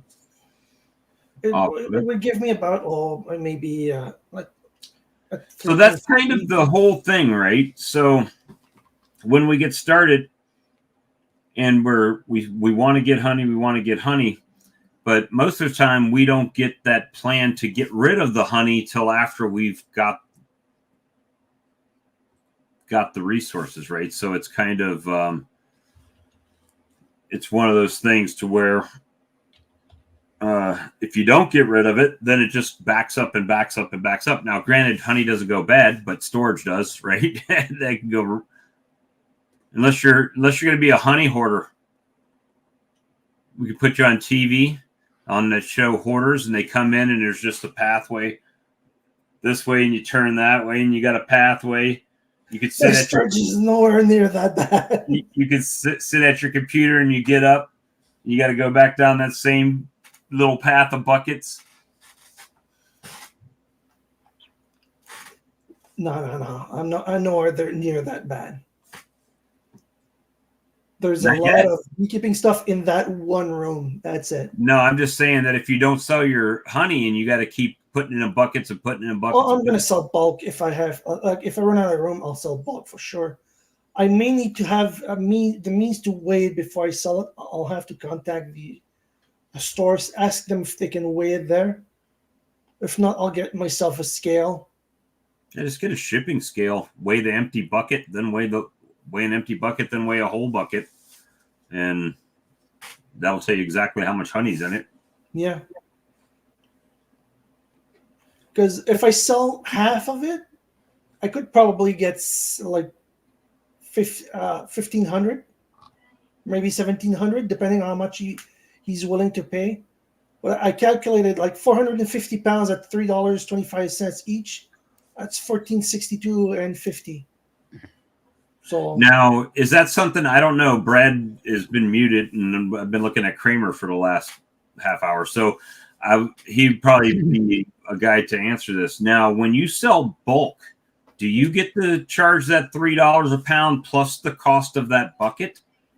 The store gives me a new bucket on top of buying the honey.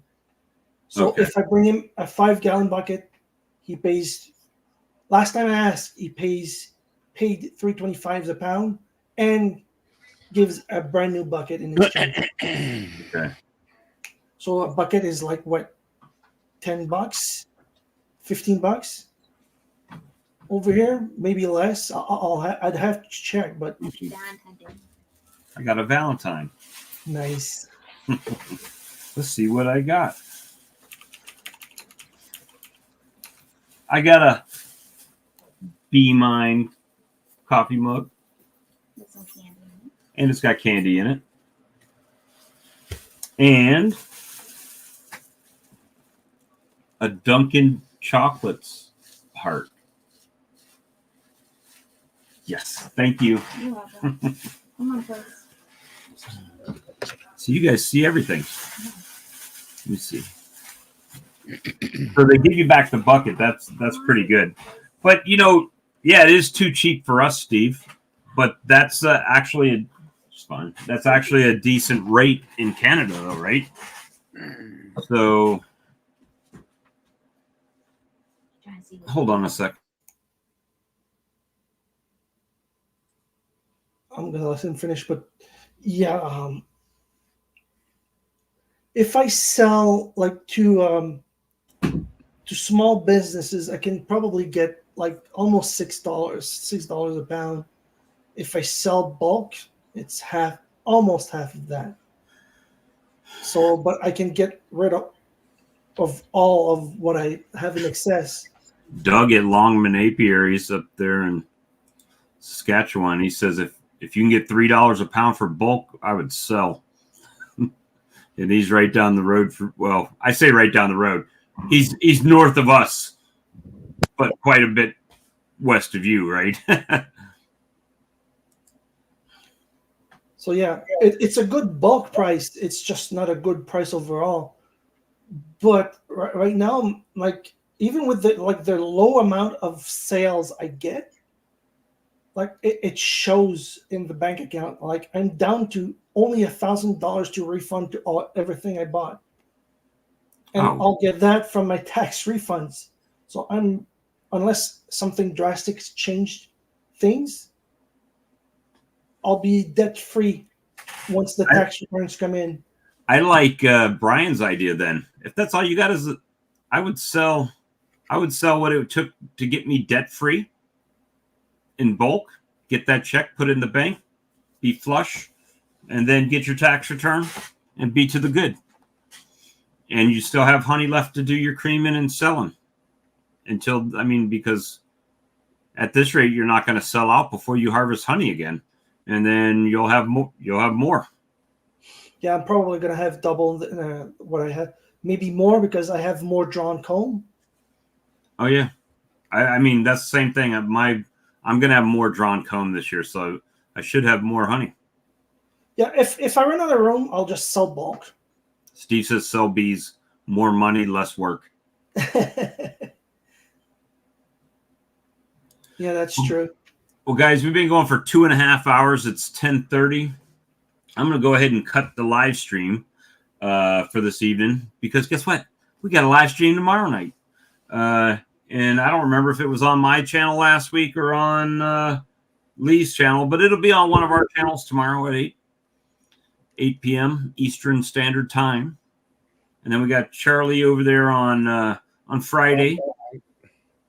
And I guess we have Ricky on Thursday, and we got Gunline on Sunday. And pretty much every night of the week, there's a Bee Chat if you want to be on one. Just make sure you are on ours. All right, guys. Well, everybody have a good night, and we will talk to you guys again soon. Good night. Okay. You say good night, Charlie? Yeah, night.